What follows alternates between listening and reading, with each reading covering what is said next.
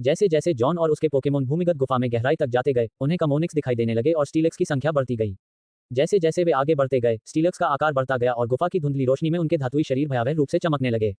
कुछ ही देर में उनकी नजर एक अजीब चीज पर पड़ी। उनके सामने एक छोटा सा तालाब था जो 3 मीटर से ज्यादा चौड़ा नहीं था और उसमें एक गाढ़ा खाकी रंग का तरल पदार्थ भरा हुआ था।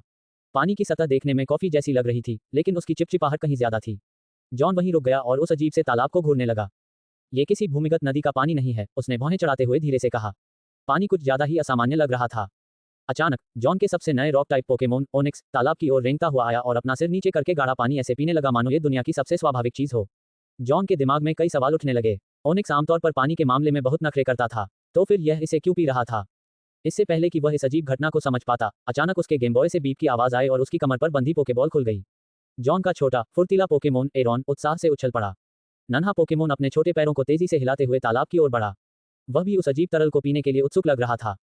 जॉन अविश्वास से पलकें झपकाईं। यहाँ क्या हो रहा है? उसने सोचा, आरोन को तो बगीचे की नली का पानी भी पसंद नहीं है।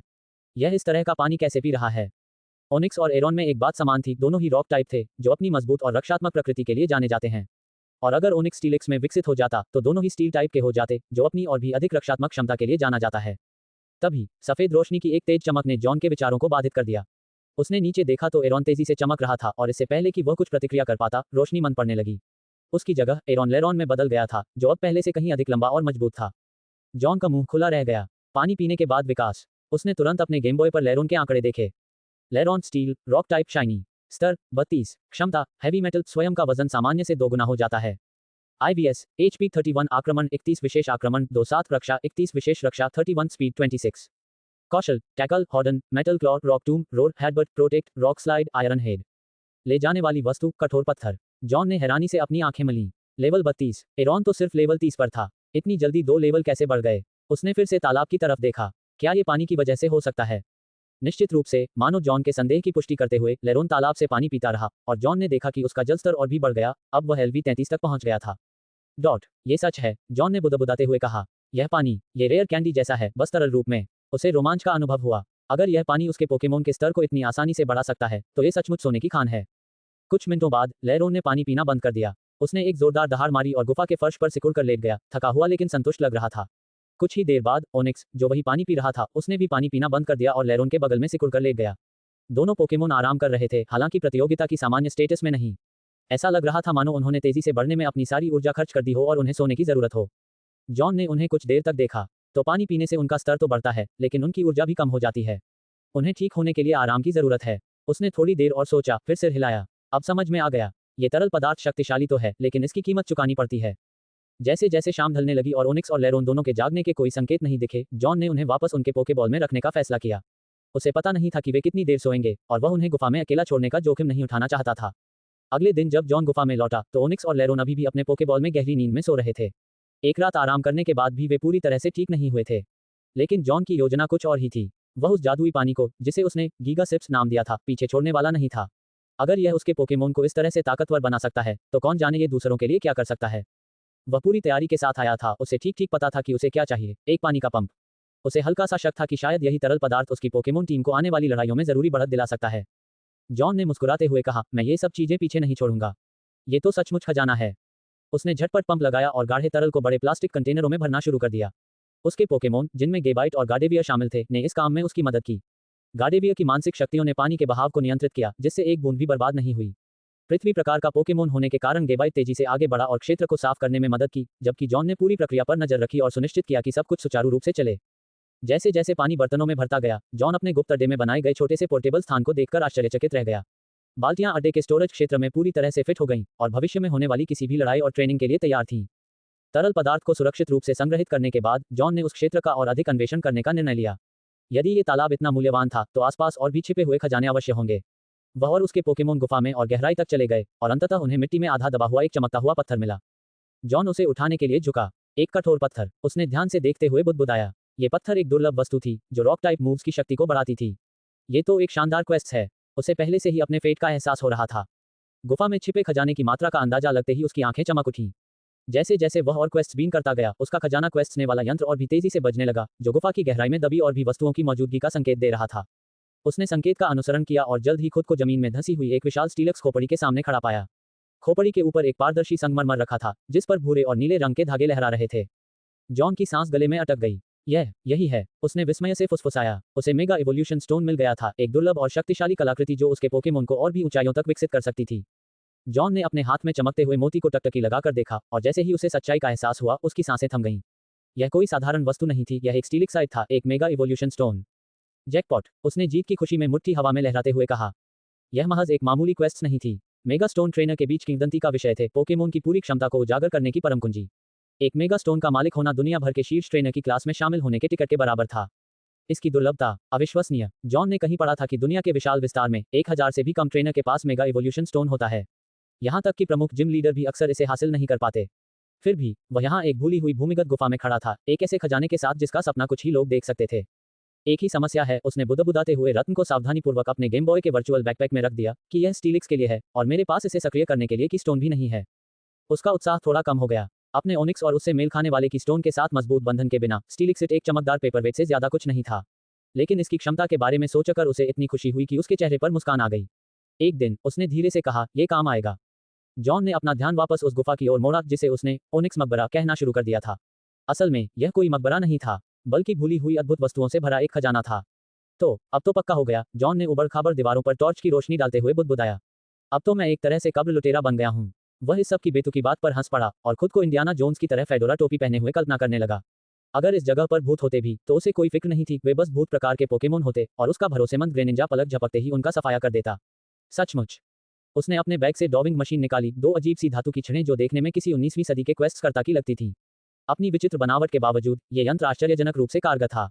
30 मिनट के भीतर ही इसने उसे 3 हार्ड स्टोन और 3 सॉफ्ट सैंड तक पहुंचा दिया, जो सभी खजाने की क्लास के पोकेमोन आइटम थे। यार, ये तो कमाल की चीज है। जॉन ने इन चीजों को देखकर हैरानी से कहा। अब गुफा में रहने वाले आदिमानव की तरह मिट्टी खोदने की जरूरत नहीं। उसने इन चीजों को अपने गेम बॉय में सेव कर लिया और अपने रॉक टाइप पोकेमोन के लिए इनके इस्तेमाल के सपने देखने लगा। इस बीच ग्रेनिंजा सूखे हुए तालाब पर व्यस्त था। पानी को नियंत्रित करने की अपनी अद्भुत क्षमता से उस निंजा मेढक ने खाकी रंग के तरल की एक एक बूंद निकाल ली थी और उसे 42 भारी भरकम बैरल भर दिए थे। बुरा नहीं है, जॉन ने बैरल का निरीक्षण करते हुए सोचा। यह पानी शायद लेरोन और ओनिक्स के लिए गुप्त हथियार साबित हो सकता है। उसने ग्रेनिंजा के सिर पर थपथपाते हुए कहा, बहुत बढ़िया काम किया दोस्त। ग्रेनिंजा कर्कश आवाज में बोला। नकली सलामी देते हुए उसने मिट्टी में चमकती किसी चीज की ओर इशारा किया। तालाब के सबसे गहरे हिस्से में ग्रेनिंजा को एक अजीब वस्तु मिली। यह एक पत्थर का सींग था, जिस पर हल्की लाल धारियां खुदी हुई थी जो टॉर्च की रोशनी में झिलमिलाती हुई प्रतीत हो रही थी। ये भारी था, जॉन को इसे उठाने के लिए दोनों हाथों का इस्तेमाल करना पड़ा। ये क्या है? उसने बड़बड़ाते हुए उसे पलट दिया। ये प्राकृतिक नहीं लग रहा था, कारीगरी बहुत ही बारीकी से की गई थी। क्या यहाँ पहले भी कोई आया होगा? और इससे भी महत्वपूर्ण बात यह है कि क्या ये सींग तालाब में मौजूद जादुई तरल से जुड़ा हुआ था? जिज्ञासावश जॉन ने ये देखने के लिए अपना गेम बॉय खोला कि क्या सींग को पोकेमोन आइटम के रूप में पहचाना जा रहा है। और हाँ, ये वैल्यूएबल्स टैब में दिखाई दिया। Rock on, rock type Pokemon के सभी गुणों को 25% तक बढ़ाता है। बजाने पर अगले रॉक टाइप मूव की शक्ति 50% बढ़ जाती है। एक विशेष धुन बजाने से एक भयानक प्राणी प्रकट हो सकता है। जॉन का मुंह खुला रह गया। ऐसा हो ही नहीं सकता। यह महज एक दुर्लभ वस्तु नहीं थी, ये खेल को पूरी तरह से बदल देने वाली एक अद्भुत चीज थी। सभी गुणों में 25% की बढ़ोतरी, ये तो अभूतपूर्व था। उसके दिमाग में कई संभावनाएं कौंध गईं। अगर वह इसे एग्रोन को दे देता तो उसकी ताकत सेलमेंस या टायरानाइटर जैसे अर्ध पौराणिक पोकेमोन के बराबर हो जाती। लेकिन वर्णन की आखिरी पंक्ति ने उनके उत्साह को कुछ हद तक कम कर दिया। किसी भयानक शक्ति को बुलाना है, जॉन ने भौहें चढ़ाते हुए बुदबुदाया। हम यहाँ किस तरह की भयानक शक्ति की बात कर रहे हैं? उसके दिमाग में पोकेडेक्स के सारे पोकेमोन दौड़ पड़े। रॉक टाइप से जुड़े पौराणिक पोकेमोन नाम नहीं थे। रेगिरॉक, टेराकियन, डायंसी, इनमें से कोई भी भयानक नहीं लग रहा था। लेकिन क्या होगा अगर कोई और भी खतरनाक पोकेमोन हो, जैसे ग्राउडॉन? उसने अपना सिर हिलाया। अभी इसे बजाना नहीं है, उसने फैसला किया और सीन को सावधानीपूर्वक अपने बैग में रख लिया। मुझे बस यही नहीं चाहिए कि गलती से कोई शक्तिशाली पोकेमोन प्रकट हो जाए। अपना सारा सामान सुरक्षित रूप से पैक करने के बाद जॉन ने अपनी क्वेस्ट पर विचार करने के लिए कुछ क्षण निकाले। स्टीलिक्सिट, जादुई पानी के बैरल और अब रॉक हॉर्न, यह अभियान अब तक का उनका सबसे लाभदायक अभियान साबित हो रहा था। मुझे एक रॉक टीम बनानी चाहिए, उसने मजाक में कहा, और एग्रोन, स्टीलक्स और टायरानाइटर की एक जोड़ी को रेत के तूफान में तबाही मचाते हुए कल्पना की। रेत के तूफान की तालमेल, मैं आ रहा हूँ। ग्रेनिंजा ने बनावटी आक्रोश में कर्कश आवाज निकाली। जाहिर तौर पर वह ड्रीम टीम से बाहर रखे जाने से अप्रभावित था। चिंता मत करो दोस्त, जॉन ने हंसते हुए कहा, तुम हमेशा मेरे सर्वश्रेष्ठ खिलाड़ी रहोगे। अपनी छुट्टियों के चौथे दिन की सुबह सुबह जॉन खुद को एथर में हवाई अड्डे पर इंतजार करते हुए पाया। उसने अपना फोन चालू किया, पेरेंटल कंट्रोल एक्टिवेट किया और अपने छोटे से गैजेट ट्रैकिंग फीचर से लैस घड़ी की लोकेशन ट्रैक की। निश्चित रूप से डेलीबर्ड फिर से रास्ता भटक गया था। मशहूर आलू ब्रिस्केट की दुकान का मालिक एथरमेया के दक्षिणी जिले में रहता था, लेकिन ट्रैकर ने दिखाया कि डेलीबर्ड कई दिनों से उत्तरी जिले में भटक रहा था। जॉन अपनी हंसी नहीं रोक सका। अगर उसने पिछली दुर्घटना से इसे वापस न खींचा होता तो डेलीबर्ड अब तक न्यूयॉर्क के आधे रास्ते तक पहुंच चुका होता। घड़ी पर नजर डालते हुए जॉन ने देखा कि अभी सुबह के केवल 6 बजे थे। उसकी फ्लाइट तो सुबह 8 बजे थी। अच्छा हुआ कि मैं जल्दी उठ गया, उसने राहत की सांस लेते हुए बुदबुदाया कि उसने पिछली रात हवाई अड्डे के पास एक होटल में चेक इन कर लिया था। जल्दी से नाश्ता करने के बाद उसने एक टैक्सी रोकी और ट्रैकर के सिग्नल का पीछा किया। सिग्नल उसे एक गली में ले गया जहां डेलीबर्ड ने अपना अस्थायी डेरा बना रखा था। गत्ते के डिब्बों ने उसे हवा से बचा रखा था और वहां वह अपने एक परिचित साथी के साथ आराम कर रहा था। डीली डीली डेलीबर्ड और टोगेपी दोनों ने जॉन का उत्साहपूर्वक हाथ हिलाकर अभिवादन किया, मानो कुछ भी गलत न हुआ हो। उनकी ऊर्जा देखकर जॉन ने राहत की सांस ली, लेकिन वह उनके साथ हुए पहले के कठिन जीवन की कल्पना करने से खुद को रोक नहीं पाया। वह घुटनों के बल बैठ गया और उनकी आंखों में आंखें मिलाईं। फिर से हार गए, है ना? उसने शरारती मुस्कान के साथ पूछा। डेलीबर्ड ने अपना सिर ऐसे झुकाया जैसे वह अनजान बनने का नाटक कर रही हो, लेकिन जॉन को उस पर यकीन नहीं हुआ। एक हल्की सी आह भरकर उसने अपने बैग में हाथ डाला और रास्ते में मिले गर्म प्याज के पैनकेक निकालकर उन दोनों को दे दिए। खा लो, लगता है तुम्हें खाने की जरूरत है, जॉन ने डेलीबर्ड के सिर पर थपथपाते हुए कहा। फिर टोगेपी को अपनी बाहों में उठाकर उसने सड़क की ओर इशारा किया। चलो तुम दोनों, हमें फ्लाइट पकड़नी है। टोगेपी ने उत्साह से जयकार की। डेलीबर्ड उनके पीछे पीछे धीरे धीरे चलने लगा, उसकी निगाहें एक पल के लिए ठहर गईं। उगते सूरज की हल्की रोशनी जॉन पर पड़ रही थी और डेलीबर्ड को उसमें अपने अतीत के एक व्यक्ति की झलक दिखाई दी। डीली, ये चिल्लाया और अपने पंख फड़फड़ाते हुए तेजी से उसके पीछे चलने लगा। जॉन ने मुस्कुराते हुए पीछे मुड़कर देखा। जल्दी करो, वरना मैं तुम्हें खुद ही उड़कर वहां जाने के लिए मजबूर कर दूंगा। डेलीबर्ड ने बनावटी निराशा में अपने गाल फुला लिए, लेकिन फिर अपनी स्पीड बढ़ा दी। इसी बीच ग्रीनवुड सिटी में अन्ना स्नोलैक्स होटल की लॉबी में एक छोटे से समूह से घिरी खड़ी थी। उसने एक अतिथि वक्ता का परिचय कराया, उसका लहजा शांत लेकिन पेशेवर था। यह मैक्स है, जो 2020 बैच का स्नातक है। वह बेरी क्लब का एक प्रमुख सदस्य था और अब बहुराज्य संयुक्त अनुसंधान प्रयोगशाला में काम करता है। मैक्स ने मुस्कुराते हुए जूनियर छात्रों के समूह को हाथ हिलाकर अभिवादन किया। आज एवरग्रोथ के जंगल में आप सबके साथ इस रोमांचक यात्रा में शामिल होकर मुझे बहुत खुशी हो रही है। आप जैसे प्रतिभाशाली युवाओं के साथ समय बिताने से मुझे अपने कॉलेज के दिनों की याद आ गई। और वह थोड़ा शर्माते हुए हंसा। पूरे दिन लैब में डेटा देखते रहने से यह एक अच्छा ब्रेक है। प्रतिष्ठित प्रयोगशाला के बारे में सुनकर छात्र मंत्रमुग्ध हो गए और उन्होंने सहमति में सिर हिलाया। इतने प्रतिस्पर्धी टास्क क्रम में प्रवेश पाना बहुत दुर्लभ था।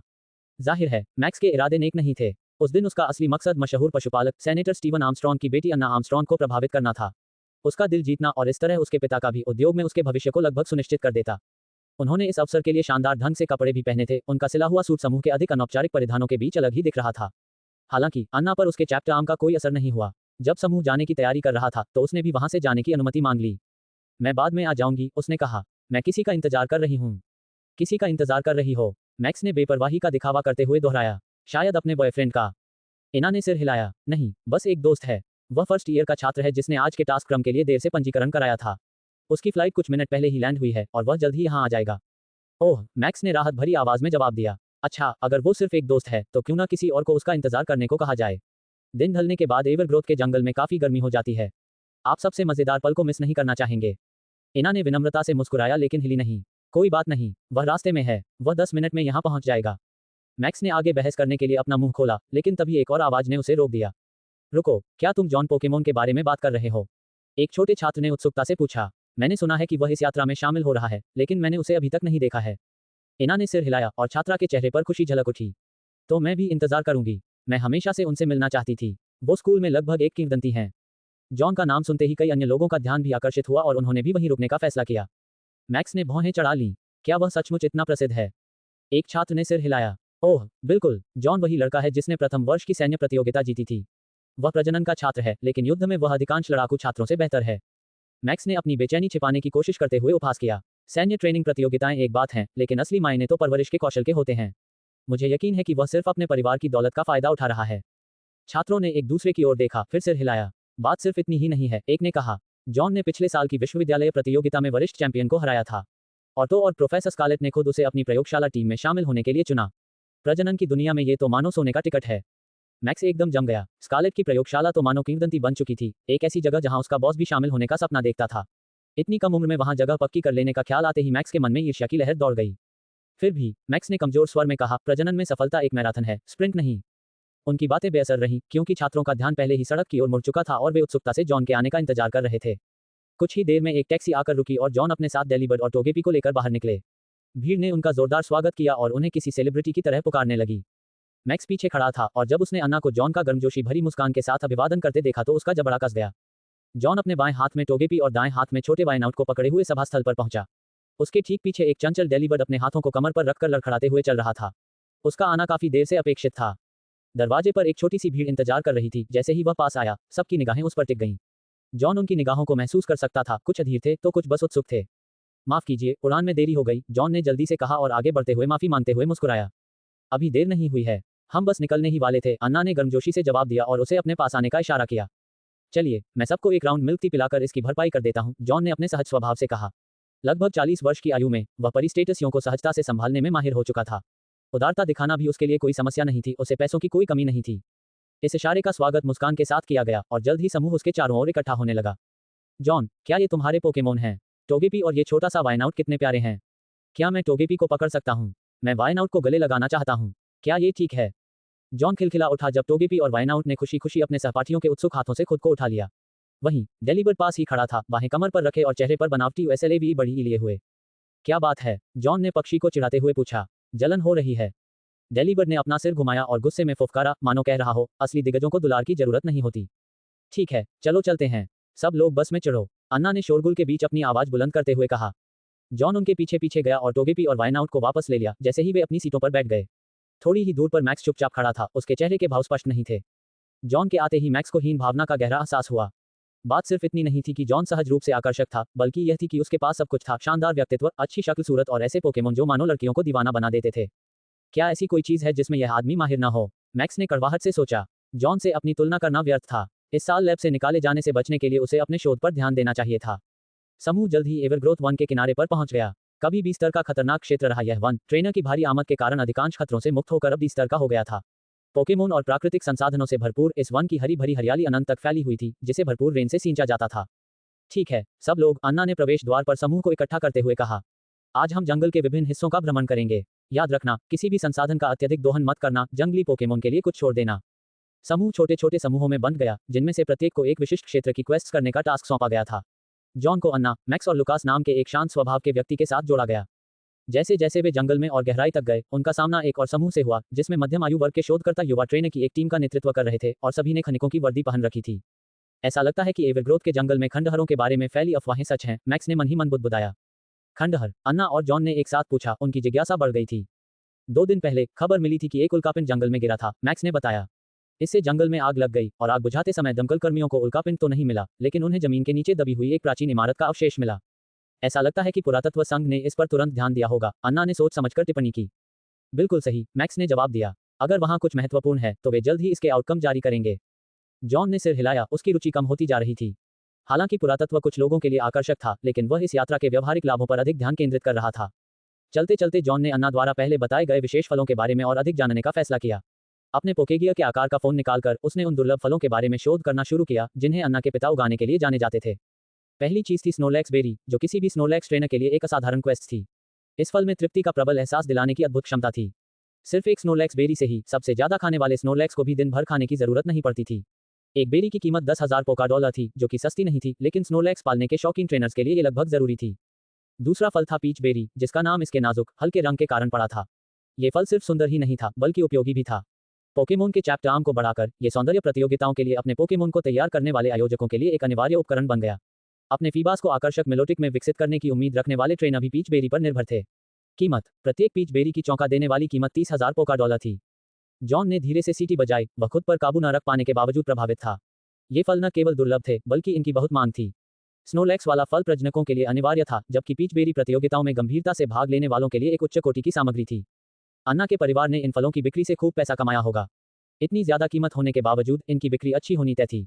आखिरकार मेलोटिक या ज्यादा आसानी से पाले जा सकने वाले स्नोलैक्स को कौन नहीं चाहेगा। फिर भी जॉन का उत्साह जल्द ही फीका पड़ गया। उनकी टीम को इन फलों की जरूरत नहीं थी और वह किसी अनावश्यक चीज पर इतनी बड़ी रकम खर्च करने को तैयार नहीं थे। एवरग्रोथ का जंगल हमेशा से साहसी लोगों के लिए खजाने का भंडार रहा था, लेकिन हाल ही में इसके बी स्तर के खतरे वाले क्षेत्र से डी स्तर के खतरे वाले क्षेत्र में बदल जाने की खबर फैल गई थी। इससे ग्रीनवुड शहर से बड़ी संख्या में ट्रेनर आकर्षित हुए, जो इसके बाहरी क्षेत्रों से संसाधनों को लूटने के लिए बेताब थे। जॉन और अन्य लोगों को इस भीड़ के दुष्परिणाम देखने में ज्यादा समय नहीं लगा। जैसे ही जॉन, अन्ना और मैक्स जंगल में आगे बढ़े, उन्होंने देखा कि वहां कोई खास चीज नहीं मिली।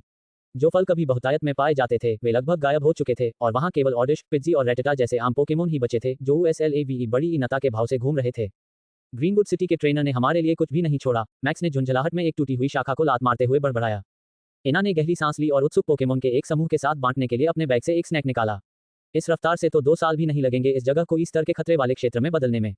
शायद कुछ महीने ही काफी होंगे। जॉन ने सिर हिलाया। और एक बार यही लेवल जोन बन जाए तो उसके बाद ये ज्यादा समय तक नहीं टिकेगा।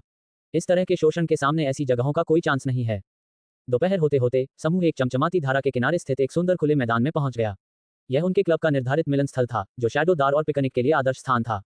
समूह ने साथ में दोपहर का भोजन किया और फिर आगे घूमने के लिए अलग अलग हो गए। इना ने अभी अपना खाना पैक से निकाला ही था कि एक नए छात्र ने उससे पूछा, हे इना, जॉन कहाँ है? उसने सैंडविच से नजरें उठाकर कहा, हमारे पहुंचते ही वह जंगल में और अंदर चला गया। उसके शब्दों ने बाकी लोगों के बीच जिज्ञासा की फुसफुसाहट पैदा कर दी। शायद वही यहाँ अकेला ऐसा व्यक्ति है जिसे वाकई में एनिग्मा बेरी जैसी कोई दुर्लभ चीज ढूंढने में दिलचस्पी है, अन्ना ने कंधे उचकाते हुए कहा। जॉन को सामाजिक मेलजोल में कोई दिलचस्पी नहीं थी। उसका लक्ष्य कुछ असाधारण क्वेस्ट्स करना था और इसलिए वायनाउट उसके पीछे पीछे लड़खड़ाते हुए चल रहा था और टोगेपी उसके सिर पर बैठा था। वह अकेले ही जंगल की गहराई में निकल पड़ा। ये जगह पूरी तरह से खाली हो चुकी है, जॉन ने अपने चारों ओर के जंगल का जायजा लेते हुए बुदबुदाया। वह लगभग आधे घंटे से हाथ में गेम बॉय के आकार की एक डॉबिंग मशीन लिए घूम रहा था, इस उम्मीद में कि शायद इससे उसे कुछ काम की चीज मिल जाए। इस उपकरण को दुर्लभ पोकेमोन वस्तुओं और फलों का पता लगाने के लिए डिजाइन किया गया था, लेकिन अब तक यह अजीब तरह से शांत था। इस जगह का दर्जा कम हो जाना कोई आश्चर्य की बात नहीं है, उसने बड़बड़ाते हुए कहा। अगर मुझे जल्द ही कुछ नहीं मिला तो बेहतर होगा कि मैं वापस शिविर में चला जाऊं और आज का काम यहीं खत्म कर दूं। जंगल में संसाधनों की कमी निराशाजनक थी, लेकिन जॉन आसानी से हार मानने वालों में से नहीं था। एक अंतर्ज्ञान के आधार पर उसने एक छोटी सी धारा के पास रहने का फैसला किया, ये सोचकर कि दुर्लभ फल अक्सर जल स्रोतों के पास उगते हैं। 1 घंटे की व्यर्थ क्वेस्ट के बाद जॉन को भूख लगने लगी और उसने दोपहर के भोजन का समय याद दिलाया। उसने एक मजबूत पेड़ के नीचे शैडोदार जगह ढूंढी और अपने गार्डेवॉर को बुलाया। दरवाजा खोलो, उसने मुस्कुराते हुए कहा। पल भर में गार्डेवॉर ने गुप्त शक्ति का उपयोग करके पेड़ के भीतर छिपे एक गुप्त ठिकाने का खुलासा कर दिया। अंदर जॉन का गुप्त ठिकाना किसी भी तरह से साधारण नहीं था। जैसे ही उसने कदम रखा, एक माइक्रोवेव, ठंडे पेय पदार्थों से भरा फ्रिज और एक आधुनिक टीवी ने उसका स्वागत किया। उसने फ्रिज से एक कोक निकाली और अपने बैग से पहले से पैक किया हुआ बेंटो बॉक्स। एक आरामदायक सोफे पर बैठकर उसने टीवी चालू किया और खाना खाते हुए देखने के लिए एक कॉमेडी शो ढूंढ लिया। टोग्योई और डेलीबर्ड ने पोकेब्लॉक्स खाते हुए आराम से अपना ठिकाना बना लिया, जबकि गार्डेवॉर पहरा दे रही थी। एक पल के लिए जॉन अपने मिशन को भूल गया और अपने अत्याधुनिक ठिकाने के आराम में खो गया। शांति ज्यादा देर तक नहीं टिकी। जॉन जब अपना दोपहर का खाना समेट रहा था, तभी उसने देखा कि शोधकर्ताओं का एक समूह जंगल से गुजर रहा है। उनके गंभीर चेहरे और सधी हुई चाल से किसी महत्वपूर्ण बात का संकेत मिल रहा था। पुरातत्वविद, जॉन ने बुदबुदाते हुए कहा, वे यहाँ उन खंडहरों की वजह से ही आए होंगे जिनके बारे में हर कोई कानाफूसी कर रहा है। वह दूर से ही उन्हें देखता रहा, उनके काम में उसकी कोई दिलचस्पी नहीं थी। वे क्या क्वेस्ट्स रहे थे, इससे उसे कोई लेना देना नहीं था। उनके चले जाने के बाद उसने अपनी क्वेस्ट फिर से शुरू कर दी। इस बार उसे कामयाबी मिली, या कम से कम उसकी डॉबिंग मशीन को। डिवाइस से हल्की सी बीप की आवाज आई, जिसका संकेत उसे जंगल में और गहराई तक ले गया। आखिरकार, जॉन ने कहा, उसकी ऊर्जा फिर से जागृत हो गई थी।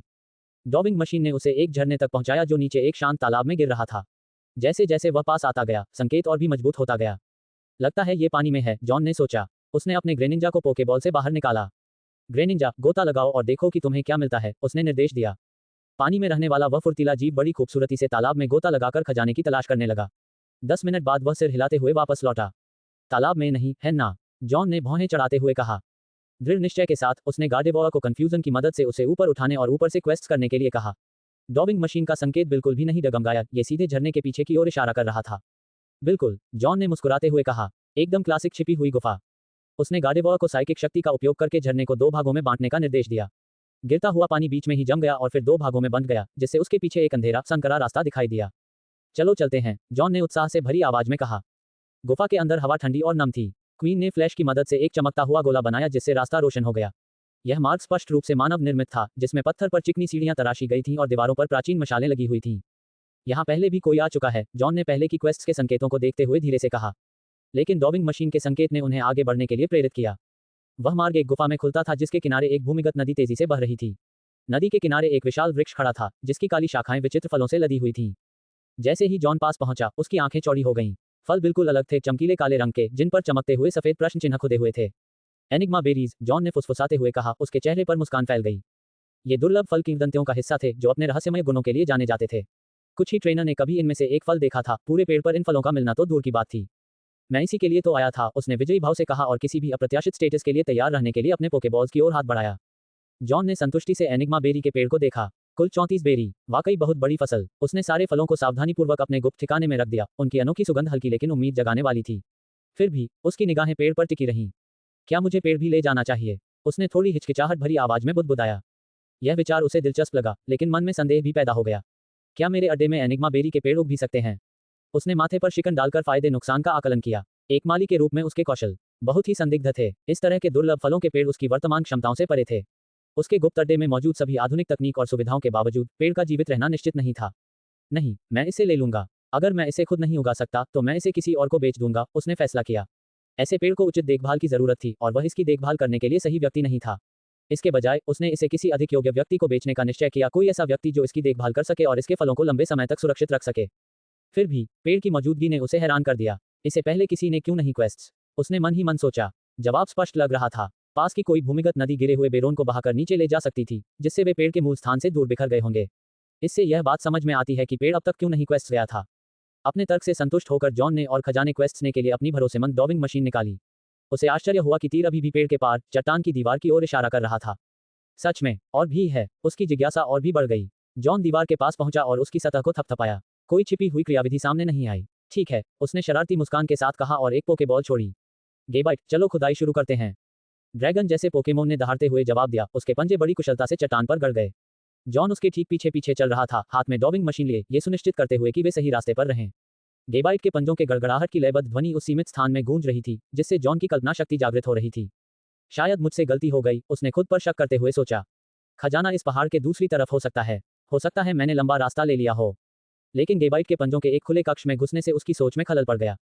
सामने अचानक फैली खाली जगह ने उन दोनों को चौंका दिया। जॉन ने गार्डेवॉर को रास्ता रोशन करने का इशारा किया और प्रकाश का एक गोला शून्य में तैरता हुआ दिखाई दिया, जिससे एक विशाल गुफा का नजारा सामने आया।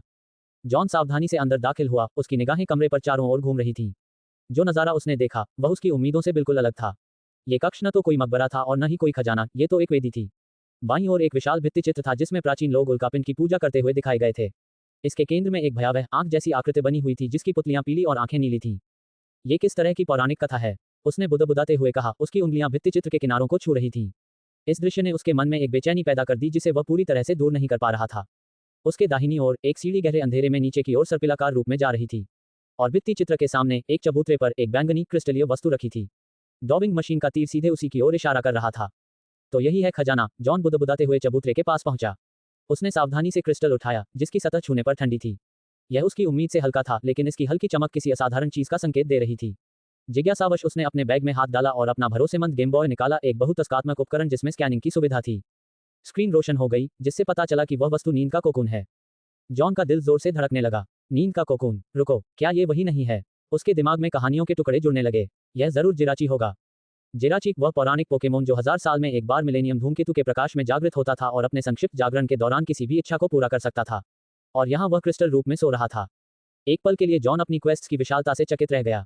इसके परिणाम चौंकाने वाले थे। यह महज खजाना नहीं था, यह एक किंवदंती थी। उसने कोकून को कसकर पकड़ लिया, उसका दिमाग संभावनाओं से भरा हुआ था। लेकिन उनका विस्मय क्षणिक था। गुफा में एक धीमी गड़गड़ाहट गूंजी, जिसके बाद पत्थर पर धातु के घिसने की आवाज आई। जॉन सीढ़ियों की ओर मुड़ा। उसके नीचे की दीवार टूट गई थी और अंधेरे से ड्रिलिंग उपकरण और टॉर्च लिए हुए कुछ लोग निकले।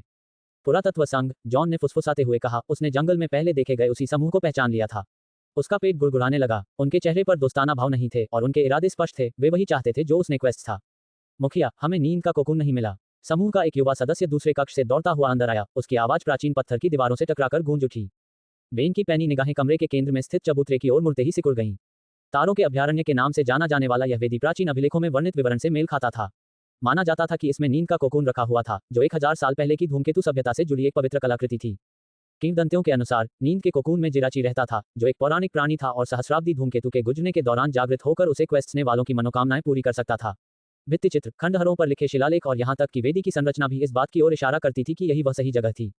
लेकिन वेदी खाली थी। बेन के माथे पर संदेह गहराने लगा और उसकी भौहें तन गईं। क्या प्राचीन ग्रंथ गलत हो सकते हैं? या क्या जिराची धूमकेतु के आने से पहले ही जाग गया था और चला गया था? बॉस, एक और अधीनस्थ ने इस बार हड़बड़ी में कहा। अधिकारियों को हमारी भनक लग गई है। फॉरेस्ट ऑफ प्लेंटी के स्काउट्स ने बताया है कि उन्होंने ग्रीनवुड सिटी के जिम लीडर विलियम एफ्टन को इस तरफ आते देखा है। बेन ने अपनी मुट्ठियां भींच लीं, लेकिन खुद को शांत रखने की कोशिश की। समझ गया, चूंकि कोकून यहाँ नहीं है, इसलिए हम पीछे हटेंगे। उसने मुश्किल से 2 कदम ही बढ़ाए थे कि वह अचानक रुक गया। उसकी निगाह जमीन पर टिक गई और उसे कुछ असामान्य चीज दिखाई दी, गीले पैरों के निशान। ये पटरियां उनकी टीम की नहीं थीं। ये भित्तिचित्र के समानांतर चल रही थीं और एक तरफ के रास्ते से वेदी की ओर जाती हुई प्रतीत हो रही थीं। यहाँ कोई और भी था। बेन पटरियों के पास पहुंचा और उन्हें ध्यान से देखने के लिए झुक गया। वहां इंसानों और पोकेमोन दोनों के पैरों के निशान थे और वे सिर्फ वेदी की ओर ही नहीं जा रहे थे। निशान मुड़कर भित्तिचित्र के किनारे की ओर जा रहे थे, जहां दीवार टूटी फूटी और असमान दिखाई दे रही थी। एक सा ड्रिल खोदो, बेन ने पोकेबॉल फेंकते हुए आदेश दिया। तिल जैसे दिखने वाले पोकेमोन का जन्म हुआ। धुंधली रोशनी में उसके धातुई पंजे चमक रहे थे। उसने बड़ी कुशलता से दीवार में छेद किया और ढीले पत्थरों को तोड़ते हुए आगे बढ़ा। सतह के पीछे एक छिपा हुआ सुरंग था, जिसका प्रवेश द्वार घोर काला था। किसी ने हमसे पहले ही यह काम कर लिया, नेता ने दांत भींचते हुए बुदबुदाया। ये बेहद गुस्सा दिलाने वाला था। उन्होंने अधिकारियों को हटा दिया था, उस जगह पर कब्जा कर लिया था और यहाँ तक कि अपने मिशन की सफलता सुनिश्चित करने के लिए खुद भी आए थे, लेकिन उन्हें वह कलाकृति पहले ही गायब मिली। इससे भी बुरा यह था कि अधिकारी निस्संदेह असुका समूह पर ही स्लीप कोकून चुराने का आरोप लगाएंगे। उनका पीछा करो, बेन चिल्लाया। पैरों के निशान अभी भी ताज़ा हैं, वे ज्यादा दूर नहीं गए होंगे। इसी बीच वन सदाबहार क्षेत्र में जॉन पहले ही वापस लौटने के रास्ते पर था। खंडहरों को छोड़कर उसने बिना समय बर्बाद किए अपने पिकनिक स्थल पर वापसी की, जहां अन्ना ने गर्मजोशी भरी मुस्कान के साथ उसका स्वागत किया। जॉन ने संक्षिप्त अभिवादन का जवाब दिया और फिर अपना सामान समेटकर एथरमेयर शहर के लिए निकल पड़ा। उसका गंतव्य स्पष्ट था, उसे फ्लाइट पकड़कर रिवरस्टोन लौटना था। लेकिन उनके विचार परेशान थे। हालांकि उसने स्लीप कोकून को सफलतापूर्वक हासिल कर लिया था, लेकिन जिस खंडहर में इसे छिपाया गया था वह ज्यादा देर तक गुप्त नहीं रह सकता था। टूटी हुई दीवार, चाहे गेबाइट ने कितनी भी कुशलता से मरम्मत की हो, अंततः क्वेस्ट ही जाएगी। और उसने अपने निशान मिटाने की कोशिश तो की थी, लेकिन अपने पदचिह्नों को मिटाना भूल गया था। ये चूक उसे अंदर ही अंदर खाई जा रही थी। उसके दिमाग में सिर्फ नींद का कोकून ही नहीं था। जॉन ने एनिग्मा बेरी का पेड़ भी ले लिया था, जो एक दुर्लभ और मूल्यवान पौधा है और जिसमें अद्भुत गुण हैं। इसकी सुरक्षा सुनिश्चित करने के लिए उसने बड़ी मेहनत से पेड़ को जड़ समेत खोदकर निकाला था, साथ ही आसपास की काफी मिट्टी भी निकाल ली थी। फिलहाल पेड़ को उसके गुप्त ठिकाने में सुरक्षित रखा गया था, लेकिन वह जानता था कि यह हमेशा के लिए वहां नहीं रह सकता। खरीदार ढूंढना बेहद जरूरी था। सबसे पहले जॉन के दिमाग में एना के पिता स्टीवन आर्मस्ट्रॉन्ग का नाम आया, जो बेर के जाने माने विशेषज्ञ थे। हालांकि जॉन को उनसे सीधे संपर्क करने में पूरी तरह से आत्मविश्वास नहीं था, इसलिए उन्होंने प्रोफेसर स्कारलेट से संपर्क करने का फैसला किया, जिनके साथ उन्होंने पहले काम किया था। जॉन ने स्कारलेट का नंबर डायल किया। प्रोफेसर स्कारलेट, जॉन ने अभिवादन किया। छुट्टियों की शुभकामनाएं। स्कारलेट की आवाज तेज थी। क्या चाहते हो, जॉन? तुम तो ऐसे व्यक्ति नहीं हो जो यूं ही फालतू की बातों के लिए फोन करते हो। जॉन हल्के से हंसा। आप सही कह रहे हैं, मैं एक दुर्लभ बेर का पेड़ बेच रहा हूं। सोचा शायद आपको इसमें दिलचस्पी हो। किस तरह का पेड़? स्कारलेट ने उत्सुकता से पूछा। एक रहस्यमयी बेरी का पेड़, जॉन ने कहा। फोन के दूसरी तरफ काफी देर तक सन्नाटा शैडो रहा। फिर कांच के टूटने की आवाज आई, शायद सदमे में स्कारलेट के हाथ से बीकर गिर गया था। एक रहस्यमयी बेरी। स्कारलेट के स्वर में अविश्वास था। आप इसकी क्या कीमत मांग रहे हैं? यह इस बात पर निर्भर करता है, जॉन ने सहजता से जवाब दिया। आपके लिए इसकी क्या कीमत है? स्कारलेट ने गहरी सांस ली। सच कहूं तो मैं इसकी कीमत नहीं दे सकती, लेकिन मैं ऐसे किसी को जानती हूं जो इसे खरीद सकता है। कौन? जॉन ने सहज रूप से आगे झुकते हुए पूछा। सॉल बैडमैन, स्कारलेट ने श्रद्धापूर्ण स्वर में कहा। ये नाम सुनते ही जॉन का दिल जोर से धड़कने लगा। सॉल बैडमैन पोकेमोन की दुनिया में एक दिग्गज हस्ती थे, एक कोऑर्डिनेटर मास्टर, प्रजनन के क्षेत्र में अग्रणी और एलीट फोर के पूर्व सदस्य। उनकी उपलब्धियां बेमिसाल थीं और वे वर्तमान में रिवरस्टोन विश्वविद्यालय के अध्यक्ष थे। जॉन ने मुश्किल से अपनी बात कही। क्या तुम सच कह रहे हो? बिल्कुल सच कह रही हूं, स्कारलेट ने जवाब दिया। मैं परिचय करवा दूंगी, लेकिन तैयार रहना, यह कोई मामूली सौदा नहीं है। अब तुम बड़े स्तर पर खेल रहे हो। खंडहरों पर वापस आकर बेन और उसकी टीम अंधेरे रास्ते से तेजी से आगे बढ़ी। सुरंग टेढ़ी मेढ़ी थी, जो किसी जल्दबाजी में खोदे गए भागने के रास्ते का सबूत थी। हर कदम के साथ बेन की झुंझलाहट बढ़ती जा रही थी। जिसने भी नींद का कोकून लिया था उसने पूरी सावधानी बरती थी, लेकिन पर्याप्त सावधानी नहीं बरती थी। जब वे दूसरी तरफ निकले तो बेन को वहां एक अस्थायी खुदाई स्थल के निशान मिले। उसका संदेह सही साबित हुआ, कलाकृति चोरी हो चुकी थी और चोर ने अपने सबूत मिटाने के लिए हर संभव प्रयास किया था। उसकी आंखों में दृढ़ संकल्प की चमक थी। क्वेस्ट से रहो, वे ज्यादा दूर नहीं गए होंगे। तलाश शुरू हो गई थी। जैसे ही जॉन का विमान ड्रैगनक्रेस्ट सिटी में उतरा, उसे उत्साह और आशंका दोनों का मिला-जुला एहसास हुआ। नींद का कोकून फिलहाल सुरक्षित था, लेकिन उसकी मौजूदगी का बोझ उस पर भारी पड़ रहा था। यह महज एक कलाकृति नहीं थी, यह एक पौराणिक खजाना था जो अविश्वसनीय शक्ति से जुड़े मिथकों से युक्त था। रिवरस्टोन पहुंचने के आधे घंटे बाद ही जॉन की मुलाकात उस महान हस्ती से हुई, लेकिन प्रधानाचार्य के दफ्तर में नहीं, उनकी मुलाकात उस शख्स से उनके साधारण से छात्रावास के कमरे में हुई। आखिर जॉन के लिए उस विशाल पेड़ को प्रधानाचार्य के दफ्तर तक ले जाना नामुमकिन था। पीछे की ओर कंघी किए बालों और मुस्कुराती हुई मुस्कान वाले एक अधेड़ उम्र के व्यक्ति ने जॉन द्वारा अभी अभी बनाई गई चाय ली और धीरे धीरे उसे पीने लगा। उसने एनिग्मा बेरी के पेड़ को बड़ी पैनी नजर से देखा, मानो वह कोई विशेषज्ञ हो। जॉन, ये तो वाकई अद्भुत है, सॉल बैडमैन ने चुप्पी तोड़ते हुए कहा। मैंने आज तक जितने भी पेड़ देखे हैं उनमें ये सबसे बड़ा है। मिट्टी पोषक तत्वों से भरपूर है, जो शायद कई सालों से सड़ते आ रहे एनिग्मा बेरी से ही आए हैं। ऐसा लगता है कि इस पेड़ को कई सालों तक बिना किसी की नजर में आए अपने हाल पर छोड़ दिया गया था। जैसे जैसे फल गिरते और सड़ते गए, उनसे जड़ों को पोषण मिलता गया, जिससे पेड़ बिना किसी दखल के फलता फूलता रहा। शाउल की अंतर्दृष्टि से जॉन अचंभित रह गया। शाउल के बोलने के तरीके से यह स्पष्ट था कि वह अपने क्षेत्र में पारंगत था, एक उच्च कोटि का विद्वान था। सचमुच प्रभावशाली, शाउल ने खुद से सिर हिलाते हुए कहा, फिर जॉन की आंखों में देखते हुए बोला, तो तुम इसे मुझे बेचना चाहते हो? जॉन का जवाब तुरंत और सीधा था। मैं इस पेड़ की देखभाल करने के लिए सही व्यक्ति नहीं हूं। इसे अपने हाथों में यूं ही बर्बाद होने देने के बजाय इसे किसी ऐसे व्यक्ति को बेचना बेहतर है जो इसकी उचित देखभाल कर सके। इस तरह यह अपनी पूरी क्षमता तक पहुंच सकेगा और मुझे भी लाभ होगा। वह झूठ नहीं बोल रहा था। जॉन को पेड़ में आर्थिक मूल्य के अलावा वास्तव में कोई दिलचस्पी नहीं थी। उसके दिमाग में ट्रेनिंग और अपने लक्ष्यों की ओर काम करने जैसे और भी महत्वपूर्ण मामले थे। सॉल ने भौहें चढ़ाते हुए कहा, जानते हो, अगर तुम खुद एक पशुपालक हो तो ये पेड़ तुम्हारे लिए बहुत कीमती होगा। इससे तुम्हारी लंबी उम्र हो सकती है, यहाँ तक कि तुम्हें जिम ट्रेनर या उससे भी ऊंचा पद मिल सकता है। क्या तुम इसे अपने पास ही रखना नहीं चाहते? जॉन हल्के से हंसा। मैंने इस बारे में पता लगाया है। इस पेड़ का फलने का चक्र बहुत लंबा है, 1 साल फूल आने में, 1 साल फल लगने में और 1 साल परिपक्व होने में। यानी 3 साल बाद ही मुझे कोई लाभ मिलेगा। और सच कहूं तो मुझे धीमी स्पीड से बढ़ने वाले पेड़ के फल देने का इंतजार करने से ज्यादा दूसरी चीजों में दिलचस्पी है। ठीक है, सॉल ने मुस्कुराते हुए कहा, लेकिन संभावनाओं के बारे में सोचो। तुम महान प्रजनकों में से एक बन सकते हो। तुम्हारा करियर ऊंचाइयों को छू सकता है। जॉन ने सिर हिलाया। सच है, लेकिन मुझ में इस तरह की चीज के लिए इंतजार करने का धैर्य नहीं है। ये किसी और के लिए एक शानदार अवसर है, लेकिन मेरे लिए नहीं। शाउल ने कुछ देर जॉन को गौर से देखा, फिर उसके चेहरे पर सोच विचार के भाव आ गए। मैं समझ गया। ठीक है, अगर आप बेचने को लेकर गंभीर हैं, तो मैं आपको एक प्रस्ताव दे सकता हूँ। लेकिन पहले इस बारे में क्या ख्याल है, अगर स्कूल पेड़ उगाने में आपकी मदद करे तो कैसा रहेगा? एनिग्मा बेरी का पेड़ हमारे पास ही रहेगा, और जब उसमें फल लगेंगे तो आपको फसल का आधा हिस्सा मिलेगा। आपको उससे कुछ ना कुछ तो मिलेगा ही, और सारा काम हम संभाल लेंगे। जॉन ने शाउल के प्रस्ताव पर ध्यानपूर्वक विचार किया, लेकिन अंततः उसे इसमें कोई दिलचस्पी नहीं थी। उसे पहले से ही आगे आने वाली मुश्किलों का अंदाजा हो गया था। श्रीमान बैडमैन, मैं आपके प्रस्ताव की सराहना करता हूँ, लेकिन अगर स्कूल पेड़ की देखभाल करता है तो मुझे इसे बहुत से लोगों के साथ बांटना पड़ेगा। सारा ध्यान स्कूल पर केंद्रित हो जाएगा, मुझ पर नहीं। जिन लोगों को उनका हिस्सा नहीं मिलेगा, उनके लिए मैं एक निशाना बन जाऊंगा। बेहतर होगा कि मैं निजी तौर पर सौदा कर लूं। शाउल ने धीरे से सिर हिलाया, ये समझते हुए कि जॉन सही कह रहा था। मैं समझ गया। तो इस दुर्लभ पेड़ के बदले में आप क्या चाहते हैं? जॉन को इसी पल का इंतजार था। उसने यहाँ आते समय इसके बारे में पहले ही सोच लिया था। मुझे ड्रैगन के घोंसले में जाकर एक पोकेमोन पकड़ने का मौका चाहिए, जॉन ने अपनी आंखों में दृढ़ निश्चय की चमक के साथ कहा। वह लंबे समय से उस शाइनी XX को पाना चाहता था। यह उसे पाने का मौका था, और इससे स्कूल टूर्नामेंट में भाग लेने की तुलना में उसका समय भी बचेगा। सॉल ने भौहें चढ़ाते हुए कहा, क्या तुम्हारे पास पहले से ही गेबाइट नहीं है? वह तो वाकई एक शानदार पोकेमोन है। हाँ, लेकिन और भी गुंजाइश है, जॉन ने जवाब दिया। एक छद्म पौराणिक पोकेमोन हमेशा फायदेमंद होता है। सॉल ने मुस्कुराते हुए कहा, नकली पौराणिक पोकेमोन के विचार से ज्यादा उत्साहित मत हो जाना। कभी कभी बात ताकत की नहीं होती। कुछ सामान्य पोकेमोन भी जब अपनी पूरी क्षमता तक पहुंच जाते हैं तो उतने ही शक्तिशाली हो सकते हैं। शाउल की ज्ञान भरी बातों को समझते हुए जॉन ने सिर हिलाया, लेकिन वह अपने लक्ष्य से पीछे हटने वाला नहीं था। तो क्या आप कुछ और दे सकते हैं? सॉल ने एक पल सोचा, फिर लापरवाही से हाथ हिलाते हुए कहा, जानते हो, मेरे पास कुछ ऐसी चीजें हैं जिनमें शायद तुम्हारी दिलचस्पी हो। एक झटके में साउल ने एक गेंगर को अपने पास बुला लिया। उस प्रेत जैसे पोकेमोन ने अपना मुंह चौड़ा खोला, और साउल ने मानो किसी छिपे हुए आयाम से कुछ निकालते हुए उसके पेट में हाथ डाला और 3 अजीबोगरीब चीजें निकाली। अपनी पसंद का सामान चुन लो, सॉल ने मुस्कुराते हुए कहा और सामान को ऊपर उठाया। जॉन ने पलकें झपकाईं और अपने सामने रखी वस्तुओं को घूरने लगा। वे अनमोल वस्तुएं थीं, लेकिन प्रत्येक वस्तु का महत्व तुरंत स्पष्ट हो गया। पहली वस्तु मिरेकल सीड थी, जो घास प्रकार के पोकेमोन की शक्ति को बढ़ाएगी। जॉन के पास फिलहाल कोई घास प्रकार का पोकेमोन नहीं था, इसलिए यह उसके लिए ज्यादा उपयोगी नहीं थी। दूसरा विकल्प था मेटल कोट, जो स्टील टाइप पोकेमोन की शक्ति को बढ़ाता था। जॉन के ओनिक्स को इससे फायदा हो सकता था, खासकर इसलिए क्योंकि इसका इस्तेमाल करने के बाद ओनिक्स स्टीलेक्स में विकसित हो जाएगा। यह एक अच्छा विकल्प था। तीसरी वस्तु सनस्टोन थी, जिससे कुछ पोकेमोन विकसित हो सकते थे, लेकिन जॉन के पास फिलहाल ऐसा कोई पोकेमोन नहीं था जिसे इसकी आवश्यकता हो। कुछ देर सोचने के बाद जॉन को ठीक ठीक पता चल गया कि उसे कौन सी चीज चाहिए। मैं मेटल कोट लूंगा, जॉन ने आत्मविश्वास से कहा। सॉल ने फिर से उंगलियां चटकाईं, मानो कोई मामला सुलझा रहा हो।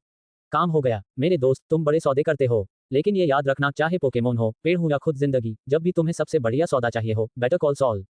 जॉन को संतुष्टि का एहसास हुआ। उसने एक अच्छा सौदा किया था और उसे ठीक वही मिला जो वह चाहता था। रिवरस्टोन न्यूज एक्सप्रेस। एक अप्रत्याशित घटनाक्रम में रिवरस्टोन विश्वविद्यालय के एक छात्र जॉन पोकेमोन ने स्कूल को एक एनिग्मा बेरी का पेड़ दान कर दिया। सभी को आश्चर्यचकित करते हुए प्रधानाध्यापक और पोकेमोन प्रजनन की दुनिया में एक प्रसिद्ध हस्ती सॉल बैडमैन ने सार्वजनिक रूप से घोषणा की कि जॉन को वे अपने शिष्य के रूप में स्वीकार करेंगे। खबर देखते ही जॉन को अपनी आंखों पर विश्वास नहीं हुआ। उसने कभी सोचा भी नहीं था कि साउल इतना बड़ा कदम उठाएगा। ये घोषणा स्पष्ट रूप से कल के एनिग्मा बेरी पेड़ की घटना को लेकर फैली गलतफहमी को दूर करने के उद्देश्य से की गई थी, जब जॉन उस पेड़ को कैंपस में लाया था। साथ ही यह उन लोगों के लिए भी एक संदेश था जो इस मामले पर बारीकी से नजर रख रहे थे, और उन्हें चेतावनी दी गई थी कि वे इसमें दखल न दें। एनिग्मा बेरी का पेड़ आधिकारिक तौर पर रिवरस्टोन विश्वविद्यालय द्वारा अधिग्रहित कर लिया गया था, और इस अधिग्रहण में सॉल बैडमैन ने स्वयं महत्वपूर्ण भूमिका निभाई थी। इससे ये स्पष्ट हो गया कि जॉन, हालांकि देखने में इस मामले का मुख्य खिलाड़ी लग रहा था, अकेला काम नहीं कर रहा था। लेकिन जॉन को इस बारे में शाउल से सीधे तौर पर कुछ भी पता नहीं था। शाउल का शिष्य बनने को लेकर कोई औपचारिक बातचीत भी नहीं हुई थी। दरअसल शाउल ने कई साल पहले ही शिष्य बनाना बंद कर दिया था। आखिरी शिष्य तो 2 दशक से भी पहले उनके शिष्यों में शामिल हुआ था। इसलिए जब शाउल ने सार्वजनिक रूप से जॉन को अपना गुरु घोषित किया, तो असल में इसका मतलब उसे पोकेमोन के पारंपरिक प्रजनन के तरीके सिखाना नहीं था, बल्कि यह एक सुरक्षात्मक संकेत था, एक अनकहा गठबंधन, जो दुनिया को यह बता रहा था कि जो कोई भी जॉन को निशाना बनाना चाहेगा, उसे पहले शाउल बैडमैन से निपटना होगा।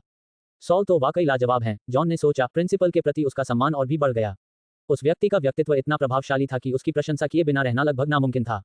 सॉल के नेतृत्व में रिवरस्टोन विश्वविद्यालय ने खूब तरक्की की। उनके ब्रीडर टास्क क्रम ने कुछ बेहतरीन पोकेमोन ट्रेनर को तैयार किया था, और स्नातक अक्सर सॉल द्वारा उनमें जगाई गई वफादारी और सम्मान की भावना से प्रेरित होकर रिवरस्टोन लौट आते थे। ये सिर्फ एनिग्मा बेरी के पेड़ या सॉल के मार्गदर्शन की घोषणा के बारे में नहीं था। यह उनके विश्वविद्यालय चलाने का तरीका, उनके छात्रों का उन पर भरोसा और उन सभी का उस जगह को अपना योगदान देने के लिए वापस लौटना था जिसने उनके भविष्य को आकार दिया था। जॉन हाल ही में इसी विचार पर सोच रहा था, खासकर स्कारलेट के बारे में सुनने के बाद कि उसने बेहतर अवसरों के बावजूद रिवरस्टोन में ही रहने का फैसला किया है। स्कारलेट ने कई देशों से मिले प्रस्तावों को ठुकरा दिया था और इसके बजाय उस विश्वविद्यालय में लौटना पसंद किया जिसने उसे आज की पोकेमोन शोधकर्ता बनने में मदद की थी। ये सबसे अच्छी नौकरी या सबसे ज्यादा वेतन की बात नहीं थी, ये वफादारी की बात थी और यह वफादारी सॉल जैसे लोगों ने ही गढ़ी थी। लेकिन फिलहाल जॉन को इंतजार करना पड़ा। उसकी शिक्षिका डेजी अभी भी छुट्टी पर थी और वह उसके बिना ड्रैगन द्वीप की यात्रा शुरू नहीं कर सकता था। उसने वादा किया था कि उसके लौटते ही वे निकल पड़ेंगे। इसलिए जॉन ने अपना ध्यान वापस मेटल कोड पर केंद्रित कर लिया। सॉल ने उसे ये दिया था। यह उसके ओनिक्स को स्टीलिक्स में विकसित करने की कुंजी थी। जॉन अपने गेम बॉय को हाथ में लेकर बैठ गया, ये जानने के लिए उत्सुक था कि मेटल कोड क्या कर सकता है। जैसे ही उसने इंटरफेस को ब्राउज करना शुरू किया, उसे आइटम की विशेष क्षमताओं का पता चला। धातु की परत, ज्वाला पैटर्न इस्पात प्रकार की चालों की शक्ति में 40% की वृद्धि करता है और उन चालों में अग्नि प्रकार का जलन प्रभाव होता है। जॉन मुस्कुराया। वह ये सोचे बिना नहीं रह सका कि अगर किसी विरोधी को स्टील टाइप मूव से जलन हो जाए तो कितना हास्यास्पद होगा। स्टील मूव्स अपनी जलन पैदा करने की क्षमता के लिए तो जाने ही नहीं जाते थे, ये बिल्कुल नया था और कमाल का था। ये लड़ाई का रुख ऐसे मोड़ सकता था जिसकी उसके विरोधियों ने कल्पना भी नहीं की थी। ये वाकई एक तुरुप का पत्ता था और जॉन इसे इस्तेमाल होते देखने के लिए बेताब था। संभावनाओं के बारे में सोचते हुए उसका दिमाग तेजी से चलने लगा। लेकिन तभी उसे एक विचार आया, वह अभी ओनिक्स को विकसित नहीं कर सकता था। नहीं, उसके पास इससे भी बड़ी योजनाएं थीं। सबसे पहले उसे लावारेज जिम में फ्लैनरी का सामना करना था। समस्या ये थी कि स्टीलिक्स, जो आंशिक रूप से स्टील प्रकार का था, अग्नि प्रकार के हमलों के सामने कमजोर पड़ जाता, जो फ्लैनरी की एट्रीब्यूट थी। लड़ाई से पहले ओनिक्स को विकसित करना एक बुरा विचार था, इसलिए जॉन ने इसे स्थगित करने का फैसला किया। इसके बजाय उसने अपना गेम बॉय चालू किया और फ्लैनरी से लड़ने का फैसला किया। इससे उसे अपने नए पोकेमोन के साथ अभ्यास करने का मौका मिल जाएगा। कुछ बटन दबाते ही जॉन सीधे लावारेज टाउन पहुंच गया, जहां पास के गर्म झरनों की लगातार गर्मी के कारण तापमान पहले ही बहुत बढ़ चुका था। मैदान के सामने खड़े होकर जॉन को भीषण गर्मी का एहसास हो रहा था। यही वो मौका था जब वह फ्लैनरी को हराकर अपनी काबिलियत साबित कर सकता था। युद्ध क्षेत्र के दूसरी ओर फ्लैनरी आत्मविश्वास से खड़ी थी। उसके चमकीले लाल बाल उसकी आंखों की चमक से मेल खा रहे थे और उसने अपना खास पहनावा पहन रखा था, छोटा टॉप और लंबी पैंट जो भीषण गर्मी में लड़ने के लिए बनाया गया था। अरे, तुम फिर आ गए, फ्लैनरी ने व्यंग्य भरे लहजे में कहा। मुझे लगा था कि पिछली बार तुम्हें सबक सिखाने के लिए काफी था, लेकिन लगता है तुम फिर से वही करने आ गए हो। या तुम्हें लगा था कि तुम सुधर जाओगे? जॉन हंस पड़ा। मैंने काफी तरक्की कर ली है और आज का दिन तुम्हारा है, फ्लैनरी। फ्लैनरी ने भौहें चढ़ाते हुए कहा, अरे सच में? देखते हैं। वह आत्मविश्वास से भरी खड़ी थी। अगर तुमने सुधार नहीं किया तो पिछली बार की तरह दुम दबाकर घर लौटना पड़ेगा। मुस्कुराते हुए जॉन लड़ाई के लिए तैयार हो गया। रेफरी आगे बढ़ा और घोषणा की, ये लावरेज जिम चैलेंज है। चुनौती देने वाला जॉन जिम लीडर फ्लैनरी के खिलाफ मुकाबला करेगा। दोनों टीमों के पास 3-3 पोकेमोन हैं। पोकेमोन बदलना मना है। लड़ाई तब खत्म होगी जब किसी एक ट्रेनर के पास इस्तेमाल करने लायक पोकेमोन खत्म हो जाएंगे। फ्लैनरी ने अपना पोकेबॉल फेंका और अपने टोरकोल को मैदान में उतारा। अग्नि प्रकार के इस पोकेमोन का स्तर पिछली मुलाकात के बाद से बढ़ गया था और अब वह 38वें स्तर पर था। जैसे ही टोरकोल मैदान में उतरा, उसकी सनशाइन क्षमता सक्रिय हो गई और सूरज की रोशनी तेज हो गई, जिससे सनी डे प्रभाव शुरू हो गया और उसे लड़ाई में स्पष्ट बढ़त मिल गई। लेकिन जॉन डरा नहीं। उसने अपने ओनिक्स को छोड़ा और वह विशालकाय पोकेमोन मैदान में उतर आया। वह एक दानव जैसा था। उसका शरीर 30 मीटर से भी अधिक लंबा था, जिसके सामने टोरकोल छोटा सा लग रहा था। ओनिक्स की दहला देने वाली उपस्टेटस ने युद्ध क्षेत्र पर अपना दबदबा बना लिया। फ्लैनरी ने टिप्पणी किए बिना नहीं रह सकी, ये तो बहुत बड़ा ओनिक्स है। मैंने इससे पहले इतना बड़ा कभी नहीं देखा। लगता है मुझे अपना सर्वश्रेष्ठ प्रदर्शन करना होगा। रेफरी ने अपना झंडा उठाया, जो लड़ाई शुरू होने का संकेत था। ओनिक्स, सैंडस्टॉर्म का इस्तेमाल करो, जॉन चिल्लाया। ओनिक्स ने तुरंत एक भयंकर रेतीला तूफान खड़ा कर दिया, जिससे धुंध छा गई और दृश्यता बाधित हो गई। इस रेतीले तूफान ने न केवल टोरकोल की दृष्टि को बाधित किया बल्कि उसकी सटीकता को भी कम कर दिया, जिससे फ्लैनरी के लिए अपने शक्तिशाली अग्नि प्रकार के हमलों को अंजाम देना मुश्किल हो गया। फ्लैनरी ने तेवर चढ़ाए, तुम इसे आसान नहीं बना रहे हो। मैंने तुमसे कहा था, जॉन ने कहा, इस बार तुम हारोगे। तेज हवा जोर से चल रही थी, जिससे रेत उड़कर पूरे युद्ध क्षेत्र को धुंध में ढक रही थी। टोरकोल की सनशाइन क्षमता से निकलने वाली तेज धूप तूफान के दम घोंटने वाले आलिंगन में फीकी पड़ गई और रेफरी का हॉर्न हवा में तेजी से गूंज उठा। युद्ध क्षेत्र एक अराजक आंधी में तब्दील हो गया, जहां ग्राउंड, रॉक या स्टील प्रकार के अलावा अन्य पोकेमोन को धीरे धीरे नुकसान पहुंचने लगा। ओनिक्स के लिए यह तूफान सिर्फ एक रक्षात्मक कवच नहीं था, इसने उसकी विशेष रक्षा क्षमता को 50% तक बढ़ा दिया, जिसका फायदा उठाने की योजना जॉन बना रहा था। लेकिन जॉन को सैंडस्टॉर्म के तकनीकी फायदों की ज्यादा चिंता नहीं थी। उनके लिए रणनीति सीधी सादी थी, मौसम को अपने नियंत्रण में रखना और फ्लैनरी को धूप वाले दिन का फायदा उठाने से रोकना। टोरकोल, सनी डे का इस्तेमाल करो, फ्लैनरी ने अपने लाल बालों की तरह ही जोशीले आत्मविश्वास के साथ चिल्लाकर कहा। फ्लैनरी का टोरकोल अपनी प्राकृतिक सनशाइन क्षमता के साथ मौसम को नियंत्रित करने में माहिर था। अग्नि प्रकार की चालों का उस्ताद, टोरकोल धूप वाले वातावरण में खूब फलता फूलता था, जहां उसकी पहले से ही शक्तिशाली लपटें और भी अधिक शक्तिशाली हो जाती थीं। और फ्लैनरी के पास सैंडस्टॉर्म से डरने का ठोस कारण था, जॉन का ग्रेनिंजा, जो एक जल प्रकार का पोकेमोन था। अगर वह युद्ध क्षेत्र के मौसम पर नियंत्रण हासिल कर लेता तो उसे काफी फायदा मिल जाता। वह अपना यह फायदा खोना नहीं चाहती थी। टोरकोल के मुख से निकली प्रकाश की गेंद तीव्र चमक के साथ ऊपर की ओर उठी, मानो स्वयं सूर्य को भी आदेश दे रही हो। लेकिन फ्लैनरी को यह देखकर गहरा सदमा लगा कि वह चमकीली रोशनी कुछ ही सेकंडों में फीकी पड़ गई, मानो भयंकर तूफान ने उसे निगल लिया हो। सनी डे असफल हो गया। फ्लैनरी ने हैरानी से कहा। उसकी निगाहें चमकते धातुई ओनिक्स पर टिक गईं। ये कैसे संभव है? जॉन मुस्कुराया। वह इस पल के लिए तैयार था। ये सिर्फ शक्ति की बात नहीं है, फ्लैनरी। कभी कभी ये तैयारी के बारे में भी होता है। उसे पता नहीं था कि जॉन ने अपने पक्ष में भारी सामर्थ्य विकसित कर ली थी। उसने ओनिक्स को स्मूथ रॉक से लैस कर दिया था, जिससे सैंडस्टॉर्म की अवधि बढ़ गई थी। इसके अलावा उसने अपने गुप्त हथियार रॉक हॉर्न का इस्तेमाल किया था, जिससे ओनिक्स के सभी गुण 25% बढ़ गए थे और उसके रॉक टाइप मूव्स की शक्ति में 50% की जबरदस्त वृद्धि हुई थी। ओनिक्स पहले से ही टोरकोल से उच्च स्तर पर था, इसलिए परिणाम अपरिहार्य थे। ओनिक्स, सैंड टूम से हमला करो, जॉन ने आदेश दिया। ओनिक्स ने अपनी पूंछ जमीन पर पटकी, जिसके प्रभाव से युद्ध क्षेत्र में कंपन फैल गई। टोरकोल के नीचे की जमीन फट गई और मुड़ गई और दलदल के एक घूमते हुए गड्ढे में बदल गई, जिसने अग्नि प्रकार के पोकेमोन को वहीं जकड़ लिया। फ्लैनरी ने अपनी मुट्ठियां भींच लीं। टोरकोल, खुद को छुड़ाओ, फ्लेम थ्रोवर का इस्तेमाल करो। टोरकोल ने आग की एक प्रचंड धारा छोड़ी, जो तूफान को चीरती हुई आगे बढ़ी, लेकिन उसकी स्पीड धीमी थी क्योंकि रेतीले भंवर ने उसके अंगों को अपनी ओर खींच लिया था। आग की लपटें ओनिक्स को मुश्किल से छू पाईं, जिसका विशाल शरीर हमले को आसानी से झेल गया। अब रॉक स्लाइड, जॉन चिल्लाया। युद्ध क्षेत्र के ऊपर हवा में एक द्वारनुमा खुला स्थान बन गया और हवा झंझना उठी।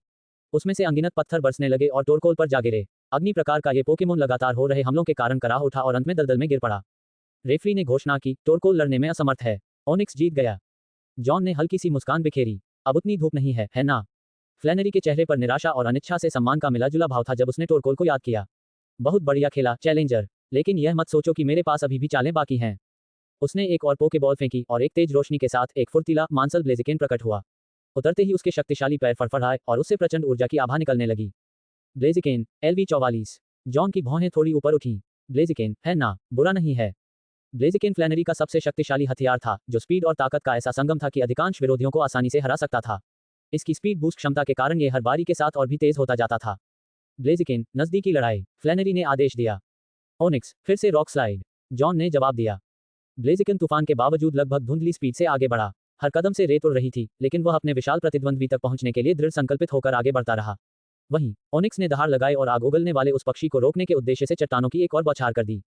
जैसे ही ब्लेजिकेन पत्थरों की रेंज से बचते हुए आगे बढ़ा, युद्ध क्षेत्र धमाकों की गूंज से गूंज उठा। वह हवा में ऊंचा उछला और आश्चर्यजनक स्पीड से ओनिक्स की ओर बढ़ा। उसकी मुट्ठियां और पैर ऊर्जा से चमक रहे थे और उसने लगातार वार किए, जिनमें से प्रत्येक ओनिक्स की पथरीली खाल पर जोरदार प्रहार कर रहा था। जॉन चौंक गया। ब्लेजिकेन का क्लोज कॉम्बैट कोई मजाक नहीं था, ये बहुत तेज और जोरदार वार करता था। लेकिन ओनिक्स एक टैंक था और उसकी बढ़ी हुई सुरक्षा व्यवस्था के कारण वह इस हमले को झेल सकता था। खटाक, ब्लेजिकेन ने अपने पंजे युद्ध क्षेत्र में गाड़ दिए। उसकी कलाइयों से लपटें उठ रही थीं और उसकी भयंकर दहाड़ हवा में गूंज रही थी। उसका लेवल 44 था, जो उसके प्रतिद्वंदी से 4 लेवल ऊपर था और क्लोज कॉम्बैट में उसकी महारत जगजाहिर थी। भीड़ उत्सुकता से आगे झुक गई। जॉन ने मुस्कुराते हुए अपनी टोपी ठीक की। देखते हैं तुम्हारे पास क्या है। ब्लेजिकेन, नजदीकी लड़ाई, फ्लैनरी ने आदेश दिया। तनाव के बावजूद उसकी आवाज स्थिर थी। धधकते हुए पक्षी ने मुक्कों और लातों की एक श्रृंखला के साथ तेजी से आगे छलांग लगाई। प्रत्येक प्रहार कच्ची शक्ति का एक सुनियोजित विस्फोट था। ओनिक्स के चमचमाते हीरे जैसे शरीर पर हमले होने से धूल और मलबा उड़ उठा। जब धूल छटी, तो फ्लैनरी का आत्मविश्वास भरा चेहरा डगमगा गया। ओनिक्स अभी भी खड़ा था, क्रिस्टलीय सतह पर एक हल्की सफेद खरोंच के अलावा पूरी तरह से सुरक्षित। क्या? फ्लैनरी की आवाज लड़खड़ा गई। ऐसा होना चाहिए था, ऐसा क्यों नहीं हुआ? जॉन हंस पड़ा। बदकिस्मती, या शायद तुम्हारा ब्लेजिकेन उतना जोरदार वार नहीं कर रहा जितना तुमने सोचा था। उसने पॉलिश किए हुए रॉक हॉर्न को अपने होठों से लगाया और एक तीखी, गूंजती हुई आवाज निकाली। ओनिक्स ने जवाब में दहाड़ मारी। उसका विशाल शरीर एक सांप की तरह लहराने लगा। तभी जॉन ने अपना अगला आदेश दिया। ओनिक्स, स्टील्थर रॉक, इसे रोक दो। जमीन से नुकीले पत्थरों के टुकड़े फूट पड़े, जो मैदान के चारों ओर खतरनाक ढंग से मंडरा रहे थे, मानो फ्लैनरी द्वारा भेजे गए किसी भी पोकेमोन पर हमला करने के लिए तैयार हों। उसने दांत पीस लिए। पोकेमोन बदलना अब आसान विकल्प नहीं था। ब्लेजिकेन, ब्लेज किक। ब्लेजिकेन के पैर के चारों ओर लपटें उठ उठीं और उसने घूमते हुए एक जोरदार किक मारी, जो सीधे ओनिक्स के सिर पर लगी। किक के प्रभाव से चिंगारियां उड़ने लगी, लेकिन ओनिक्स टस से मज नहीं हुआ। लोहे की रक्षा, जॉन चिल्लाया। ओनिक्स की हीरे जैसी सतह और अधिक कठोर हो गई और चमक उठी, जिससे लपटें आसानी से विक्षेपित हो गईं। फ्लैनरी ने अपनी मुट्ठियां भींच लीं। ठीक है, हम गर्मी बढ़ा देंगे। धूप वाला दिन, उद्धरण चिन्ह। ब्लेजिकेन ने अपनी भुजाएं आपस में बांध लीं और एक जोरदार दहाड़ लगाई, जिससे एक धधकते सूरज का आह्वान हुआ, जिसने युद्ध क्षेत्र को सुनहरी रोशनी से नहला दिया। सूर्य के प्रकाश ने अग्नि प्रकार के हमलों की शक्ति को बढ़ा दिया और ब्लेजिकेन की लपटों को नई तीव्रता के साथ दहाड़ने पर मजबूर कर दिया। लेकिन जॉन तैयार था। ओनिक्स, सैंडस्टॉर्म, तेज धूप और रेत के बवंडर के टकराव से युद्ध क्षेत्र में अफरा तफरी मच गई। हवा धूल और गर्मी से भरी हुई थी, जिससे दृश्यता लगभग असंभव हो गई थी। ओनिक्स का हीरा जैसा शरीर धुंध में एक अडिग शक्ति की तरह चमक रहा था। फ्लैनरी मुस्कुराए। ब्लेजिकेन, फ्लेयर ब्लिट्स का इस्तेमाल करो। ब्लेजिकन भयंकर तूफान में से होकर गुजरा। उसका पूरा शरीर प्रचंड लपटों से घिरा हुआ था। उसका हमला सीधे ओनिक्स पर लगा। आग और ऊर्जा का एक विस्फोट मैदान को चीरता हुआ निकल गया। एक पल के लिए ऐसा लगा जैसे बाजी पलट गई हो, लेकिन जब धुआं छटा, तो ओनिक्स अभी भी खड़ा था। उसकी हीरे जैसी खाल ऐसे चमक रही थी मानो वह इस प्रयास का मजाक उड़ा रही हो। भीड़ की सन्नाटे भरी खामोशी को जॉन की आवाज ने चीर दिया। शानदार, अब हमारी बारी है। Onyx, rock slide. ओनिक्स ने पीछे हटकर विशालकाय पत्थरों की बौछार कर दी। हर पत्थर हल्की रोशनी बिखेरता हुआ ब्लेजिकेन पर बरस रहा था। अपनी तेज स्पीड के बावजूद ब्लेजिकेन उन सभी से बच नहीं पाया। एक बड़ा पत्थर सीधे उस पर लगा, जिससे वह जमीन पर गिर पड़ा। उठो ब्लेजिकेन, फ्लैनरी चिल्लाई, रिवर्सल का इस्तेमाल करो, अपनी पूरी ताकत लगा दो। ब्लेजिकेन दृढ़ संकल्प से चमकती आंखों के साथ ऊपर उठा। अपनी बची हुई सारी शक्ति का उपयोग करते हुए उसने एक भयंकर हमला किया और ओनिक्स पर करारा प्रहार किया। इस प्रहार से जमीन में कंपन हुआ, लेकिन ओनिक्स लगभग हिला भी नहीं। उसका विशालकाय शरीर अविचलित रहा। बस बहुत हो गया, जॉन ने अंतिम स्वर में कहा। ओनिक्स, इसे रॉक टूम से खत्म करो। ओनिक्स ने एक जोरदार दहाड़ लगाई और अपनी पूंछ जमीन पर पटकी, जिससे चट्टानों की एक श्रृंखला उत्पन्न हुई जिसने ब्लेजिकेन को एक कठोर कैद में डाल दिया। आग उगलने वाले उस पक्षी ने संघर्ष किया, लेकिन उसकी ताकत जवाब दे गई और वह जमीन पर गिर पड़ा। रेफरी का झंडा ऊपर उठा। ब्लेजिकेन लड़ने में असमर्थ है। ये राउंड जॉन के नाम। फ्लैनरी ने अपने हारे हुए पोकेमोन को याद करते हुए अपने जबड़े भींच लिए। ठीक है, अगर ऐसा ही होना है तो चलो इसे पलटते हैं। आर्कैनिन, अब तुम्हारी बारी है। शक्तिशाली और फुर्तीला आर्कैनिन मैदान में कूद पड़ा। सूर्य की रोशनी में उसका फर चमक रहा था और उसकी डराने की क्षमता सक्रिय हो गई। ओनिक्स की आक्रमण शक्ति थोड़ी कम हो गई, लेकिन जॉन चिंतित नहीं लग रहा था। आर्कैनिन, अत्यधिक गति, फ्लैनरी चिल्लाई। जॉन के कुछ प्रतिक्रिया करने से पहले ही आर्कैनिन तेजी से ओनिक्स पर टूट पड़ा। इस हमले से डायमंड ओनिक्स थोड़ा विचलित हुआ और हल्का सा पीछे हट गया। शानदार हिट, जॉन ने स्वीकार किया, लेकिन अभी काम खत्म नहीं हुआ है। ओनिक्स, रॉक पॉलिश, चलो रफ्तार बढ़ाते हैं। जैसे जैसे ओनिक्स ने अपनी स्पीड बढ़ाई, उसका शरीर हल्की रोशनी से जगमगा उठा और इतने विशालकाय जीव के लिए आश्चर्यजनक फुर्ती के साथ आगे बढ़ रहा था। अब स्टोन एज, जॉन ने आदेश दिया। तेज चमकते हुए पत्थर जमीन से फूट पड़े और सटीक निशाने पर आर्कैनिन को निशाना बनाया। आग उगलने वाले उस कुत्ते ने कई हमलों से खुद को बचाया, लेकिन कुछ वार उस पर लगे, जिससे वह बुरी तरह घायल हो गया और लंगड़ाने लगा। आर्कैनिन, जमकर खेलो, पीछे मत हटो। आर्कैनिन गुर्राया, उसके पंजे परी ऊर्जा से चमक रहे थे और वह ओनिक्स पर झपटा। हमला लगा, लेकिन नुकसान मामूली था। ओनिक्स ने तुरंत एक और रॉक स्लाइड से पलटवार किया और आर्कैनिन को पत्थरों की एक नई लहर के नीचे दबा दिया। फ्लैनरी का दिल बैठ गया जब उसका आर्कैनिन खड़े होने के लिए संघर्ष कर रहा था। उसकी ताकत कम होती जा रही थी। उसने अपना आखिरी आदेश चिल्लाकर दिया, फ्लेम थ्रोवर का इस्तेमाल करो। आर्कैनिन ने प्रचंड लपटों की एक धारा छोड़ी, जिससे ओनिक्स एक भयंकर आग की लपटों में घिर गया।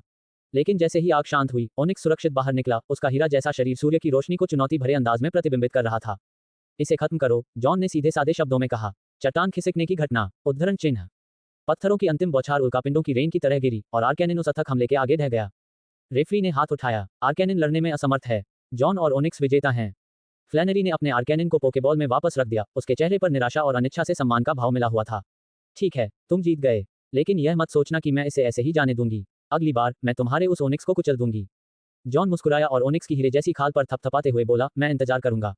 युद्ध क्षेत्र छोड़ते समय जॉन अपने ओनिक्स के प्रदर्शन पर आश्चर्यचकित हुए बिना नहीं रह सका। इसकी अदम्य रक्षा और क्षमताओं के साथ तालमेल ने ही जीत दिलाई थी। मतलब, ब्रोकन आर्मर के कुछ वारों के बाद ये कमजोर पड़ जाता है। उसने मन ही मन बुदबुदाया, लेकिन उस शुरुआती बाधा को पार करना नामुमकिन है। इसकी रक्षा क्षमता बेतुके स्तर तक बढ़ जाती है। ऐसे में ब्लेजिकेन जैसा ताकतवर योद्धा भी इसे नुकसान नहीं पहुंचा सकता। वह इस विचार को मन से नहीं निकाल पा रहा था कि उसका ओनिक्स ही उसे प्रतिस्पर्धी सर्किट में नाम कमाने का जरिया बन सकता है। उसकी रक्षा पंक्ति किसी भी लापरवाह हमलावर के लिए एकदम सही जवाब है। यह मुझे वोपफेट के गौरवशाली दिनों की याद दिलाता है। बस इस बार ये पूरी तरह से शारीरिक शक्ति पर आधारित है।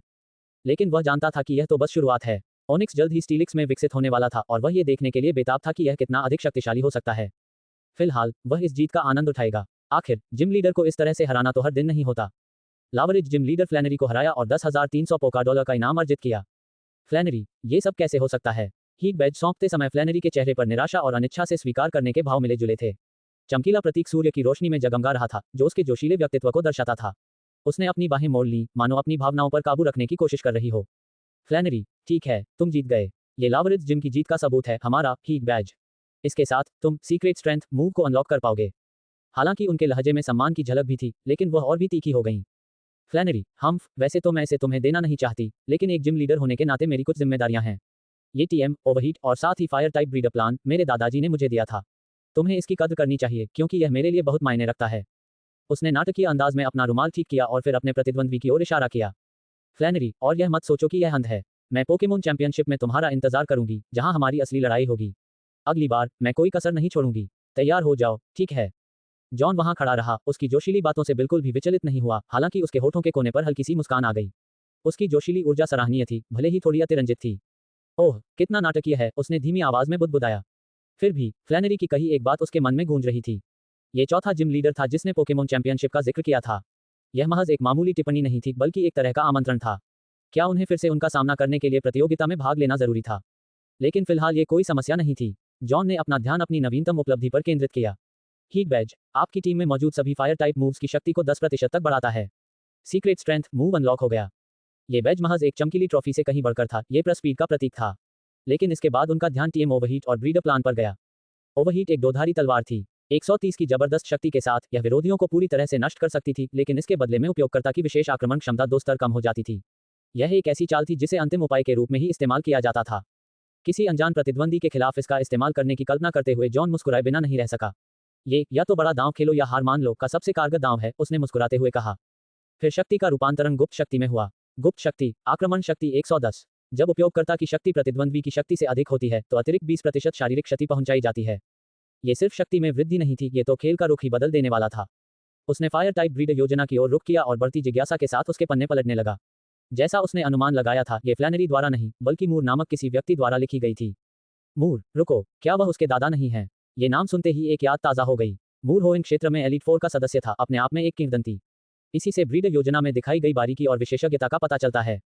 टोरकोल का भाग मौसम नियंत्रण के ट्रेनिंग पर केंद्रित था, जिसमें सनी डे और लावा प्लूम पर विशेष ध्यान दिया गया था। आर्केनिन के भाग में स्पीड को नियंत्रित करने पर बल दिया गया, जिसमें फ्लेम चार्ज से फ्लेयर ब्लिट्स तक के बदलाव शामिल थे। लेकिन ब्लेजिकेन का भाग देखकर जॉन की आंखें चमक उठीं। पैरों की ताकत बढ़ाने का ट्रेनिंग, अग्नि और उड़ने वाले प्रकार के ऊर्जा नियंत्रण और लड़ाकू प्रकार के चालों का विकास, सब कुछ इसमें शामिल था।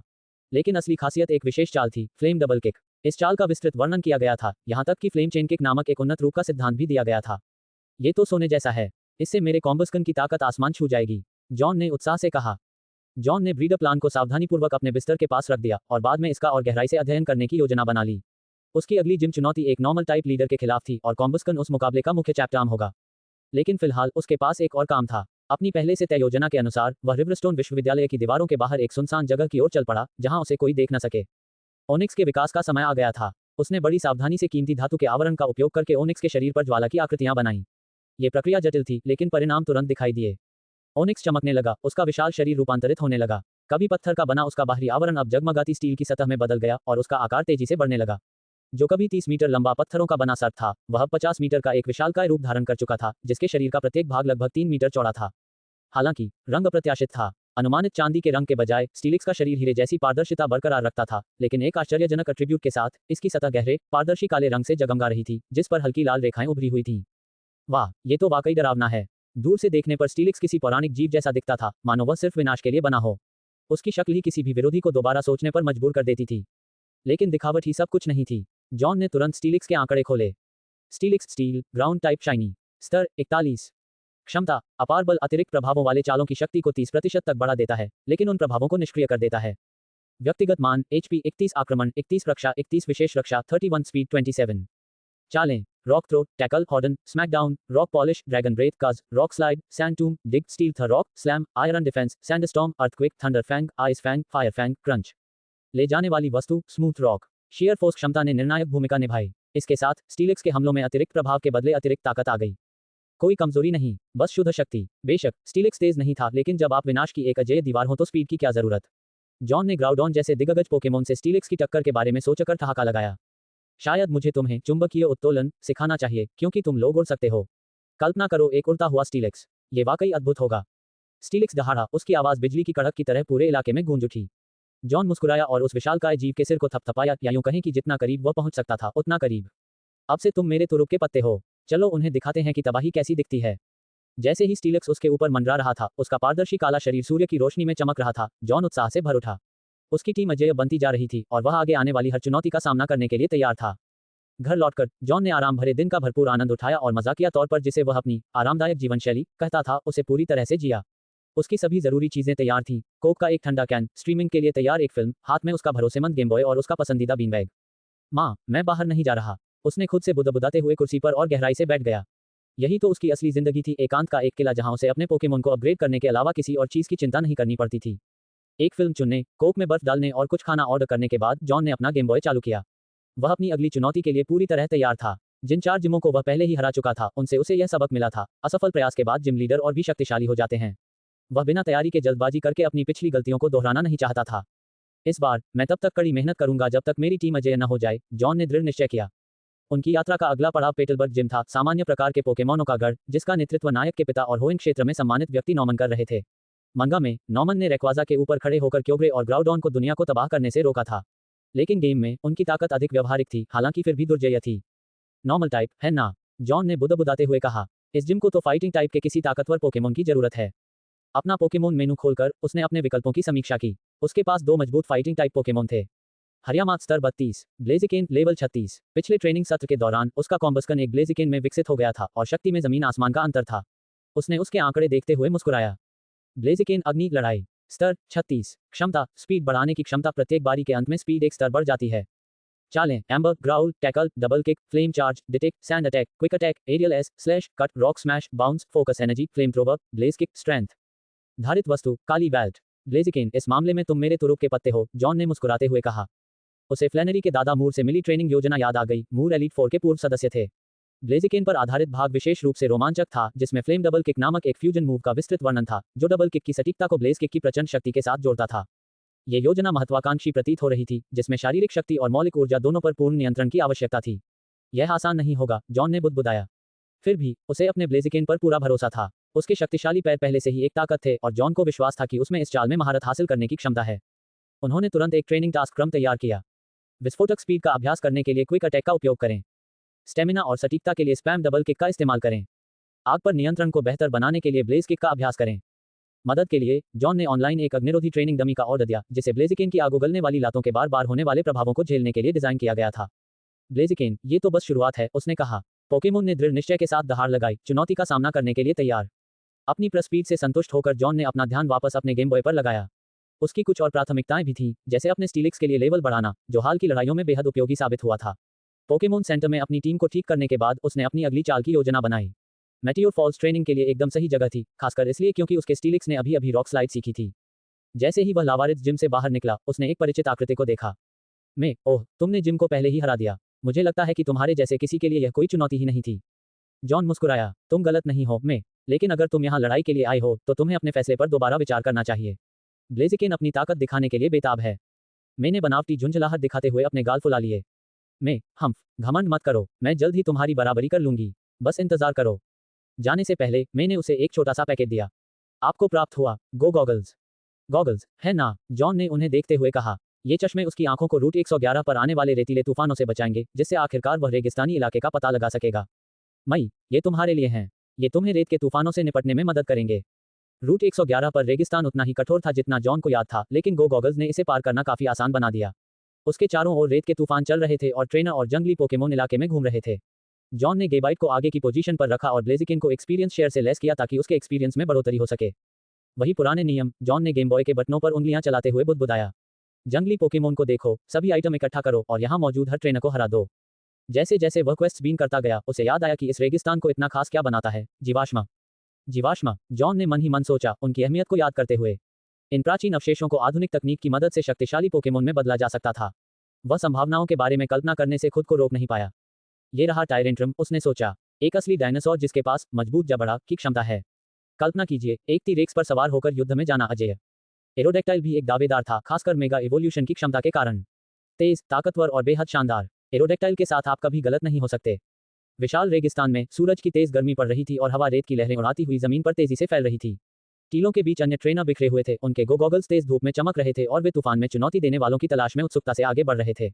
यहाँ की लड़ाइयों में एक अनोखी बात थी, रेतीले तूफान का मौसम युद्ध क्षेत्र पर हावी था, जिससे रॉक टाइप पोकेमोन को रक्षात्मक लाभ मिल रहा था और कठोर परिस्टेटसियों के लिए तैयार न होने वाले पोकेमोन कमजोर पड़ रहे थे। जॉन ने चुपचाप अपनी रणनीति में बदलाव किया और सैंडस्टॉर्म के प्रति उसकी प्रतिरोधक क्षमता का लाभ उठाने के लिए गेबाइट को अपनी शुरुआती टीम में शामिल कर लिया। उसने ब्लेजिकेन को एक्सपीरियंस शेयर की सुविधा भी दी ताकि वह मुकाबलों से मूल्यवान अनुभव प्राप्त कर सके। अपनी आजमाई हुई दिनचर्या का पालन करते हुए उसने इलाके की क्वेस्ट बीन शुरू की। यहाँ दिखाई देने वाले जंगली पोकेमोन की पहचान करना, रेगिस्तान में बिखरे हुए छिपे हुए आइटम इकट्ठा करना और अपने रास्ते में आने वाले हर ट्रेनर को व्यवस्थित रूप से हराना। जॉन को 111 रूट के रेगिस्तानी इलाके की क्वेस्ट शुरू किए 5 घंटे हो चुके थे। वह दिन भर चिलचिलाती रेत में चलता रहा, बीच बीच में रुककर कुछ हल्का फुल्का खाना खाता, अपने पोकेमोन के लिए बढ़िया खाना बनाता और यहाँ तक कि अपने गेम बॉय पर 3 फिल्में भी देखता, हालांकि उनमें से कोई भी फिल्म नई नहीं थी। अब जैसे जैसे रात होने लगी, आराम करने का समय आ गया था। रेगिस्तान का नक्शा बहुत बड़ा नहीं था, लेकिन जॉन ने फिर भी आराम से समय लिया। उसे कोई जल्दी नहीं थी। उसकी नज़र 2 दिलचस्प चीज़ों पर थी। पहली थी डॉबिंग मशीन, जिसमें छिपे हुए खजाने मिलने की उम्मीद थी, और दूसरी थी अपने स्मीयरगल पर स्वीट सेंट का प्रयोग करना, ताकि कुछ दुर्लभ पोकेमोन को आकर्षित किया जा सके। जैसा कि उम्मीद थी, डॉबिंग मशीन भरोसेमंद साबित हुई। जॉन को विशाल रेगिस्तान की रेत में दबी हुई 2 दुर्लभ कैंडी मिली, जिससे उनकी कुल संख्या 4 हो गई। हालांकि स्मीयरगल की मीठी खुशबू अपने वादे पर खरी नहीं उतरी। दुर्लभ पोकेमोन को आकर्षित करने के बजाय इसने केवल स्थानीय नियमित पोकेमोन जैसे सैंडशू, ट्रैपिंच, बाल्टोय और कैकनिया को ही आकर्षित किया। जॉन को ट्रैपिंच में खास दिलचस्पी थी। उसमें बहुत क्षमता थी, जो विकसित होकर फ्लाइगॉन बन सकता था, एक शक्तिशाली पोकेमोन जिसकी ग्राउंड ड्रैगन टाइपिंग अनोखी थी और जो हवा में तैर सकता था। लेकिन इतना आकर्षक होने के बावजूद जॉन को फ्लाइगॉन में खास रुचि नहीं थी। उसके पास पहले से ही एक गेबाइट था और वह उसकी टीम की थीम में फिट नहीं बैठता था। वह सैंडस्टॉर्म रणनीति पर जोर दे रहा था और फ्लाइगॉन अपनी तमाम क्षमताओं के बावजूद उसकी टीम के लिए उपयुक्त नहीं था। रेगिस्तानी इलाके का पूरी तरह से छानबीन करने के बाद जॉन ने आखिरकार अपने नक्शे पर एक जगह पर नजर डाली, जीवाश्मों का स्थान। वह रेगिस्तान के बीचों बीच स्थित एक विशाल पत्थर की संरचना मिराज टावर पर पहुंच गया था। जैसे ही उसने अपनी घड़ी देखी, उसे पता चला कि रात के 11 बज चुके थे। बिल्कुल सही समय है, जॉन ने प्रवेश द्वार की ओर बढ़ते हुए अपनी टोपी को ठीक करते हुए मन ही मन बुदबुदाया। जीवाश्म ले आओ, फिर आराम करने चलते हैं। जैसे ही उसने टावर के अंदर कदम रखा, उसके गेमबॉय की स्क्रीन पर एक प्रॉम्प्ट दिखाई दिया। हाँ नहीं, डंजन रोटन मिराज टावर में प्रवेश करें। डंजन के लिए अनुशंसित स्तर 35। जॉन ने अपनी भौहें ऊपर उठाईं। एक डंजन है ना? उसने बिना किसी झिझक के हाँ बटन दबाते हुए सोचा। उसने पहले कभी डंजन नहीं देखी थी। उसमें प्रवेश करने का विचार भी उसके मन में नहीं आया था। लेकिन अगर यह एक डंजन थी, तो यह वैसी सामान्य कहानी आधारित डंजन नहीं थी जिसकी उसे आदत थी। वह आगे आने वाली किसी भी चुनौती के लिए तैयार था। प्रकाश की एक चमक के साथ जॉन डंजन के अंदर पहुंच गया। बाहर रेगिस्तानी हवाओं की गड़गड़ाहट सुनाई दे रही थी, लेकिन यहाँ मीनार के अंदर सन्नाटा पसरा हुआ था। ठंडी रात की हवा पत्थरों की दरारों से अंदर आ रही थी और जैसे जैसे वह अंदर जाता गया, उसने खुद को एक विशाल हॉल में पाया जो लगभग एक बास्केटबॉल कोर्ट जितना बड़ा था। दीवारों पर मशालें तेजी से जल रही थीं, जिससे हर चीज पर टिमटिमाती परछाइयां पड़ रही थीं। ठीक सामने एक घुमावदार पत्थर की सीढ़ी ऊपर की ओर जा रही थी। हॉल के बीचों बीच एक राइडॉन खड़ा था, जिसका भारी भरकम पत्थर जैसा शरीर जॉन के ऊपर शैडो हुआ था। उसकी आंखें तुरंत जॉन पर टिक गईं, संदेह और सतर्कता से भरी हुई। Ridden LV37। जॉन ने आश्चर्य से बुदबुदाया। ये तो नया है। कालकोठरियों में शक्तिशाली पोकेमोन का अपने खजाने की रक्षा करना कोई असामान्य बात नहीं थी, लेकिन ये राइडॉन एक दूरदराज के क्षेत्र से आया था। यह 111 रूट के रेगिस्तान का मूल निवासी नहीं था, जिसने जॉन की जिज्ञासा को और बढ़ा दिया। उसका पहला विचार इसे हराने का नहीं था, बल्कि यह था कि क्या वह इसे पकड़ सकता है। इससे पहले कि जॉन कोई योजना बना पाता, राइडॉन दहाड़ते हुए उस पर टूट पड़ा। उसके भारी कदमों की गूंज पूरे हॉल में सुनाई दी। अपनी सींग से उसे भेदते हुए वह मालगाड़ी की तरह तेजी से आगे बढ़ा। Water shuriken. जॉन ने चिल्लाते हुए एक पोकेबॉल हवा में फेंकी। ग्रेनिंजा पलक झपकते ही पोकेबॉल से बाहर निकला और पानी से बने कई शूरिकेन सीधे राइडॉन पर फेंके। लेकिन ग्राउंड रॉक टाइप पोकेमोन ने हमले को अनसुना करते हुए जॉन की ओर बढ़ना जारी रखा। उसका सींग सीधे जॉन के सिर की ओर निशाना साधे हुए था। लेकिन ये सब तब हुआ जब वाटर शूरिकेन ने अपना निशाना साधा। एक तीखी आवाज के साथ पानी से भरे शूरिकेन ने राइडॉन के सख्त कवच को भेद दिया। शक्तिशाली हमले के बाद पानी की तेज बौछार हुई और पोकेमोन की हरकतें लड़खड़ा गईं।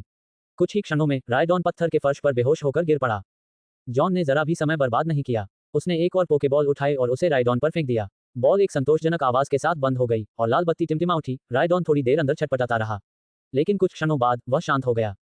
पकड़ लिया, जॉन ने मुस्कुराते हुए कहा और पोकेबॉल उठाकर उसकी जांच की। उसने जल्दी से आंकड़े देखे और पाया कि राइडॉन की विशेष रक्षा क्षमता औसत से कम थी, इसलिए वह उसे आगे प्रशिक्षित करने में रुचि नहीं रखता था। बुरा नहीं है, लेकिन मैं इसे प्रोफेसर बच पर छोड़ देता हूँ। राइडन से निपटने के बाद जॉन पत्थर की सीढ़ियों से ऊपर चढ़ गया। दूसरी मंजिल पहली मंजिल से आश्चर्यजनक रूप से मिलती जुलती थी, एक और बास्केटबॉल के आकार का हॉल, लेकिन इस बार ऊपर जाने के लिए कोई सीढ़ियां नहीं थीं। इसके बजाय कमरे के बीच में एक पत्थर का चबूतरा था और उस पर 2 जीवाश्म रखे हुए थे। बस इतना ही, जॉन ने हैरानी से कहा। टावर में 4 मंजिलें होने की उम्मीद थी, इसलिए उसने और भी ज्यादा की उम्मीद की थी। लेकिन उसके पास इस बारे में सोचने का समय नहीं था। चबूतरे पर पड़े जीवाश्मों ने उसका ध्यान खींच लिया। एक जीवाश्म पर कवच जैसी विशिष्ट आकृति दिखाई दे रही थी, जबकि दूसरा जड़ जैसा प्रकंद जैसा लग रहा था। जॉन ने अपना सिर झुकाया और यह याद करने की कोशिश की कि इनमें से प्रत्येक जीवाश्म किस पोकेमोन का हो सकता है। कवच, प्रकंद, रुको, क्या एनोरिथ का जीवाश्म पंजा नहीं है? उसने बुदबुदाया। उसे यकीन था कि वह कुछ गलत याद कर रहा है, लेकिन विकल्प स्पष्ट था। वह डोम जीवाश्म को चुनेगा, जिससे उसे एनोरिथ मिलने की संभावना अधिक थी। बिना किसी झिझक के उसने डोम फॉसिल को उठाने के लिए हाथ बढ़ाया। जैसे ही उसकी उंगलियां उसे छुईं, एक तेज रोशनी ने उसे घेर लिया और वह अचानक वापस रेतीले रेगिस्तान में आ गया। मिराज टावर गायब हो गया, मानो वह कभी था ही नहीं। जैसे ही मैं डोम फॉसिल को पकड़ता हूं, जॉन ने अपने गेमबॉय स्क्रीन पर दिखाई देने वाले प्रॉम्प्ट को पढ़ते हुए बुदबुदाया। टावर ढह जाता है और दूसरा जीवाश्म हमेशा के लिए खो जाता है। ठीक वैसा ही हुआ जैसा उसे शक था। खेल हमेशा से इसी तरह चलता आया था, एक जीवाश्म ले लो, दूसरा गायब हो जाएगा। इसमें कोई हैरानी की बात नहीं थी। जॉन तेजी से रेगिस्तानी इलाके से निकल गया, लेकिन जैसे ही वह जाने वाला था, उसकी नजर एक जानी पहचानी इमारत पर पड़ी। एक मिराज टावर, लेकिन इस बार अलग। ये पुराना और जर्जर लग रहा था, मानो अपनी पुरानी शान का सिर्फ एक ढांचा बचा हो। उसके गेमबॉय की स्क्रीन पर एक और प्रॉम्प्ट दिखाई दिया। हाँ नहीं, dungeon the dilapidated mirage tower में प्रवेश करें। डंजन के लिए अनुशंसित स्तर 40। जॉन ने गहरी सांस ली, उसकी जिज्ञासा बढ़ गई थी। लगता है रेगिस्तान का ये रोमांच अभी खत्म नहीं हुआ है, उसने मुस्कुराते हुए कहा और अंदर आने वाली किसी भी चुनौती का सामना करने के लिए आगे बढ़ गया। और इसके साथ ही रेगिस्तान में उसकी रात अभी खत्म नहीं हुई थी, उसे अभी एक और मीनार पर विजय प्राप्त करनी थी। जॉन ने अपने सामने स्थित मिराज टावर को तिरछी नजरों से देखा, जिसकी भयावह शैडो चांदनी रात में रेगिस्तान पर फैली हुई थी। ये टावर पिछले वाले से अलग था, थोड़ा ऊंचा, थोड़ा और भयावह। इसका प्रवेश द्वार टूटा फूटा और जर्जर था, मानो उसे अंदर कदम रखने की चुनौती दे रहा हो। टावर का लेवल 40 LV-35 टावर की तुलना में कहीं अधिक कठिन चुनौतियों का वादा करता था, जिसे उसने पहले ही जीत लिया था। यहाँ तक कि इसका नाम भी रॉटन मिराज टावर से बदलकर डिलेपिडेटेड मिराज टावर हो गया था। ज्यादा मंजिलें, ज्यादा ताकतवर पोकेमोन और भी बड़ी मुसीबतें, जॉन ने अपने गेम बॉय को कसकर पकड़ते हुए बुदबुदाया। देखते हैं इस बार मैं किस मुसीबत में फंसने वाला हूँ। प्रकाश और शैडो के एक झटके के साथ वह खेल में प्रवेश कर गया और खुद को एक बार फिर रेगिस्तान की सीटी बजाती हवा से घिरा पाया। सामने मिराज टावर दिखाई दे रहा था, जिसका प्रवेश द्वार टिमटिमाती मशालों से जगमगा रहा था। जैसे ही उसने अंदर कदम रखा, उसके जूतों के नीचे रेत चरमरा उठी और उसे एक परिचित दृश्य दिखाई दिया। एक जगमगाता हॉल और ऊपर की ओर जाती सीढ़ियां।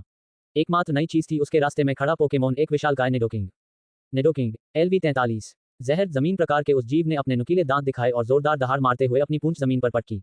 इस जोर से पत्थर के फर्श में छोटी छोटी दरारें पड़ गईं और जॉन को लगा जैसे पूरा टावर हिल गया हो। हाँ हाँ, बड़ा डरावना राक्षस, जॉन ने पोकेबॉल फेंकते हुए मजाक में कहा। ग्रेनिंजा, चलो उसे दिखाते हैं कि यह कैसे किया जाता है। एक पल में ही ग्रेनिंजा बड़ी फुर्ती से नीचे उतरा, झुककर तैयार मुद्रा में। उसके हाथों में कुनाई चमक रही थी और उसने निडोकिंग को बर्फीली निगाहों से घूर कर देखा। जल शूरिकेन से शुरू करो, जॉन ने आदेश दिया। ग्रेनिंजा ने तुरंत हमला किया और घूमते हुए उसके हाथों में पानी के चमकदार शूरिकेन प्रकट हो गए। एक के बाद एक ये गोले हवा में उड़ते हुए निडोकिंग की ओर बढ़ने लगे। जहर से प्रभावित पोकेमोन ने गुर्राते हुए प्रोटेक्ट मंत्र का प्रयोग किया और एक अदृश्य कवच बना लिया। पहले कुछ शूरिकेन उस कवच से टकराए और ऊर्जा की लहरें बाहर की ओर फैल गईं, लेकिन तीसरे प्रहार के बाद कवच कांच की तरह बिखर गया। बचे हुए शूरिकेन निडोकिंग की छाती पर लगे और उसे एक कदम पीछे धकेल दिया। निडोकिंग पीछे हटने को तैयार नहीं था। जहरीली ऊर्जा से चमकते हुए उसका सींग पॉइजन जैब के साथ आगे बढ़ा। इससे बचो ग्रेनिंजा, जॉन चिल्लाया। ग्रेनिंजा ने बड़ी आसानी से एक तरफ हटकर वार किया। उसकी हरकतें इतनी तेज थी मानो धुंधली सी दिख रही हों। निडोकिंग के संभलने से पहले ही ग्रेनिंजा अपनी जगह पर पहुंच गया था। वह अंधेरे में गायब हो गया और फिर कुनाई से एक ही घातक वार करते हुए प्रकट हुआ। इस वार से निडोकिंग के कंधे से लेकर कूल्हे तक गहरा घाव हो गया। विशैला पोकेमोन लड़खड़ाया और फिर धड़ाम से जमीन पर गिर पड़ा। बहुत बढ़िया काम किया, जॉन ने ग्रेनिंजा की ओर एक पेचा बेरी फेंकते हुए कहा। पॉइजन पॉइंट है ना? अंदाजा था। ग्रेनिंजा ने बेरी पकड़ी और हमेशा की तरह शांत भाव से उसे खा लिया, मानो लड़ाई उसके लिए मामूली सी परेशानी रही हो। उसने अपनी बाहें मोड़ लीं। जॉन ने निडोकिंग पर एक पोकेबॉल फेंकी और उसके कांपना बंद होने का इंतजार किया। डबल -31 एव अटैक और स्पेशल अटैक, उसने इसके आंकड़े जांचते हुए बुदबुदाया। बुरा नहीं है, पर बहुत अच्छा भी नहीं है। प्रोफेसर बिर्च को तो इससे बहुत मजा आने वाला है। वह सीढ़ियां चढ़कर दूसरी मंजिल पर पहुंचा। उसके बूटों की आवाज पत्थर पर गूंज रही थी। लेआउट पहले जैसा ही था, बस ऊपर जाने के लिए एक और सीढ़ी थी। इस बार वहां एक क्रोकोडाइल पहरा दे रहा था। उसकी चमकती आंखें उसे ऐसे देख रही थी जैसे कोई शिकारी अपने शिकार को परख रहा हो। Crocodile LV-45 ground dark type वाले जीव ने धीमी सी गुर्राहट निकाली। उसकी पूंछ पेंडुलम की तरह पीछे की ओर लहरा रही थी। उसके आसपास का वातावरण तनाव से गूंज रहा था। ठीक है क्रोकोडाइल, जॉन ने अपनी उंगलियां चटकाते हुए कहा। देखते हैं तुम्हारे पास क्या हुनर है। क्रोकोडाइल ने इंतजार नहीं किया। वह भयानक स्पीड से आगे बढ़ा। उसके पंजे ड्रैगन क्लॉ की तरह चमक रहे थे। ग्रेनिंजा, बचाव के दांव पेच अपनाओ, जॉन चिल्लाया। ग्रेनिंजा पीछे की ओर पलट गया और बाल बाल हमले से बच गया। वह तुरंत अपने पैरों पर खड़ा हुआ और हाथों में कई जल शूरिकेन बना लिए। कलाई की एक झटके से उसने उन जल शूरिकेनों को क्रोकोडाइल पर फेंक दिया। लेकिन क्रोकोडाइल निडोकिंग की तरह आसानी से पराजित नहीं हुआ। एक दहाड़ के साथ उसने अपनी ड्रैगन पूंछ घुमाई और एक एक करके शूरिकेन को रोक दिया। अंतिम प्रहार जमीन पर हुआ, जिससे धूल का गुबार उड़ गया। ठीक है, प्लान बी। ग्रेनिंजा, आमने सामने की लड़ाई करो, जॉन चिल्लाया। ग्रेनिंजा इतनी तेजी से आगे बढ़ा कि लगभग अदृश्य हो गया। उसने बाईं ओर चकमा दिया, फिर क्रोकोडाइल के दाईं ओर प्रकट होकर अपने कुनाई से पोकेमोन की सख्त खाल पर वार किया। क्रोकोडाइल दर्द से दहाड़ा, लेकिन तुरंत पलटवार करते हुए भूकंप से जमीन पर जोरदार प्रहार किया। टावर का फर्श बुरी तरह कांप उठा और हर दिशा में दरारें फैल गईं। ग्रेनिंजा हवा में उछला और बाल बाल हमले से बच गया। अपनी ऊंची जगह से उसने चमकता हुआ जलस्पंद सीधा क्रोकोडाइल पर दाग दिया। पानी का गोला टकराते ही फट गया और सीधे क्रोकोडाइल के सिर पर जा लगा। ग्राउंड डार्क टाइप का क्रोकोडाइल लड़खड़ा गया और अपना सिर हिलाने लगा, मानो कानों में गूंज रही आवाज को शांत करने की कोशिश कर रहा हो। ग्रेनिंजा ने उसे संभलने का मौका नहीं दिया। वह अंधेरे में गायब हो गया और फिर से क्रोकोडाइल के ठीक सामने कुनाई ताने हुए प्रकट हुआ। एक ही झटके में उसने उसकी छाती पर करारा वार किया। गिरने से पहले क्रोकोडाइल ने आखिरी दहाड़ मारी। उसका विशाल शरीर एक जोरदार धमाके के साथ जमीन पर जा गिरा। वाह, जॉन ने एक पोकेबॉल फेंकते हुए कहा। तुमने खूब मुकाबला किया, लेकिन अब तुम मेरी हो। पोकेबॉल आगे पीछे हिलने के बाद बंद हो गई। जॉन ने उसे उठाया और उसके आंकड़े देखे। 3 परफेक्ट फिजिकल अटैक, डिफेंस और स्पीड। जरूरत से ज्यादा आत्मविश्वास बुरा नहीं है। फिर भी जॉन हिचकिचाया। तुम अच्छे हो, लेकिन आजकल मेरे मानदंड ऊंचे हैं। अब तुम बिर्च जाओ। जैसे ही वह तीसरी मंजिल पर पहुंचा, उसके मन में यह सवाल उठने लगा कि टावर में और क्या क्या आश्चर्य छिपे हो सकते हैं। उसका दिल उत्सुकता से धड़क रहा था। ऊपर जो भी उसका इंतजार कर रहा हो, वह उसके लिए तैयार था। जॉन के लिए युद्ध का रोमांच ही असली इनाम था। जॉन मिराज टावर की तीसरी मंजिल पर खड़ा था। उसकी निगाहें सामने रखे जीवाश्मों पर टिकी थीं। दोनों ही आकर्षक थे, फिर भी एक दूसरे से भिन्न थे। एक की बनावट नाजुक और पंखनुमा थी, मानो जरा से स्पर्श से ही चूर चूर हो जाए। दूसरा, जो आकार में बड़ा और मजबूत था, उसकी सतह कवच जैसी थी जिस पर जटिल आकृतियां खुदी हुई थीं। उसने दूसरे जीवाश्म की ओर हाथ बढ़ाया। उसकी मजबूती ने उसे आश्वस्त किया। लगता है कि अन्य क्षेत्रों के जीवाश्म भी यहां मिल सकते हैं, जॉन ने उसकी सतह से रेत झाड़ते हुए सोचा। इसका मतलब है कि एरोडेक्टाइल या टायरेंट्रम के मिलने की उम्मीद अभी भी बाकी है। जैसे ही उसकी उंगलियां जीवाश्म पर पड़ी, एक तेज रोशनी ने उसे घेर लिया।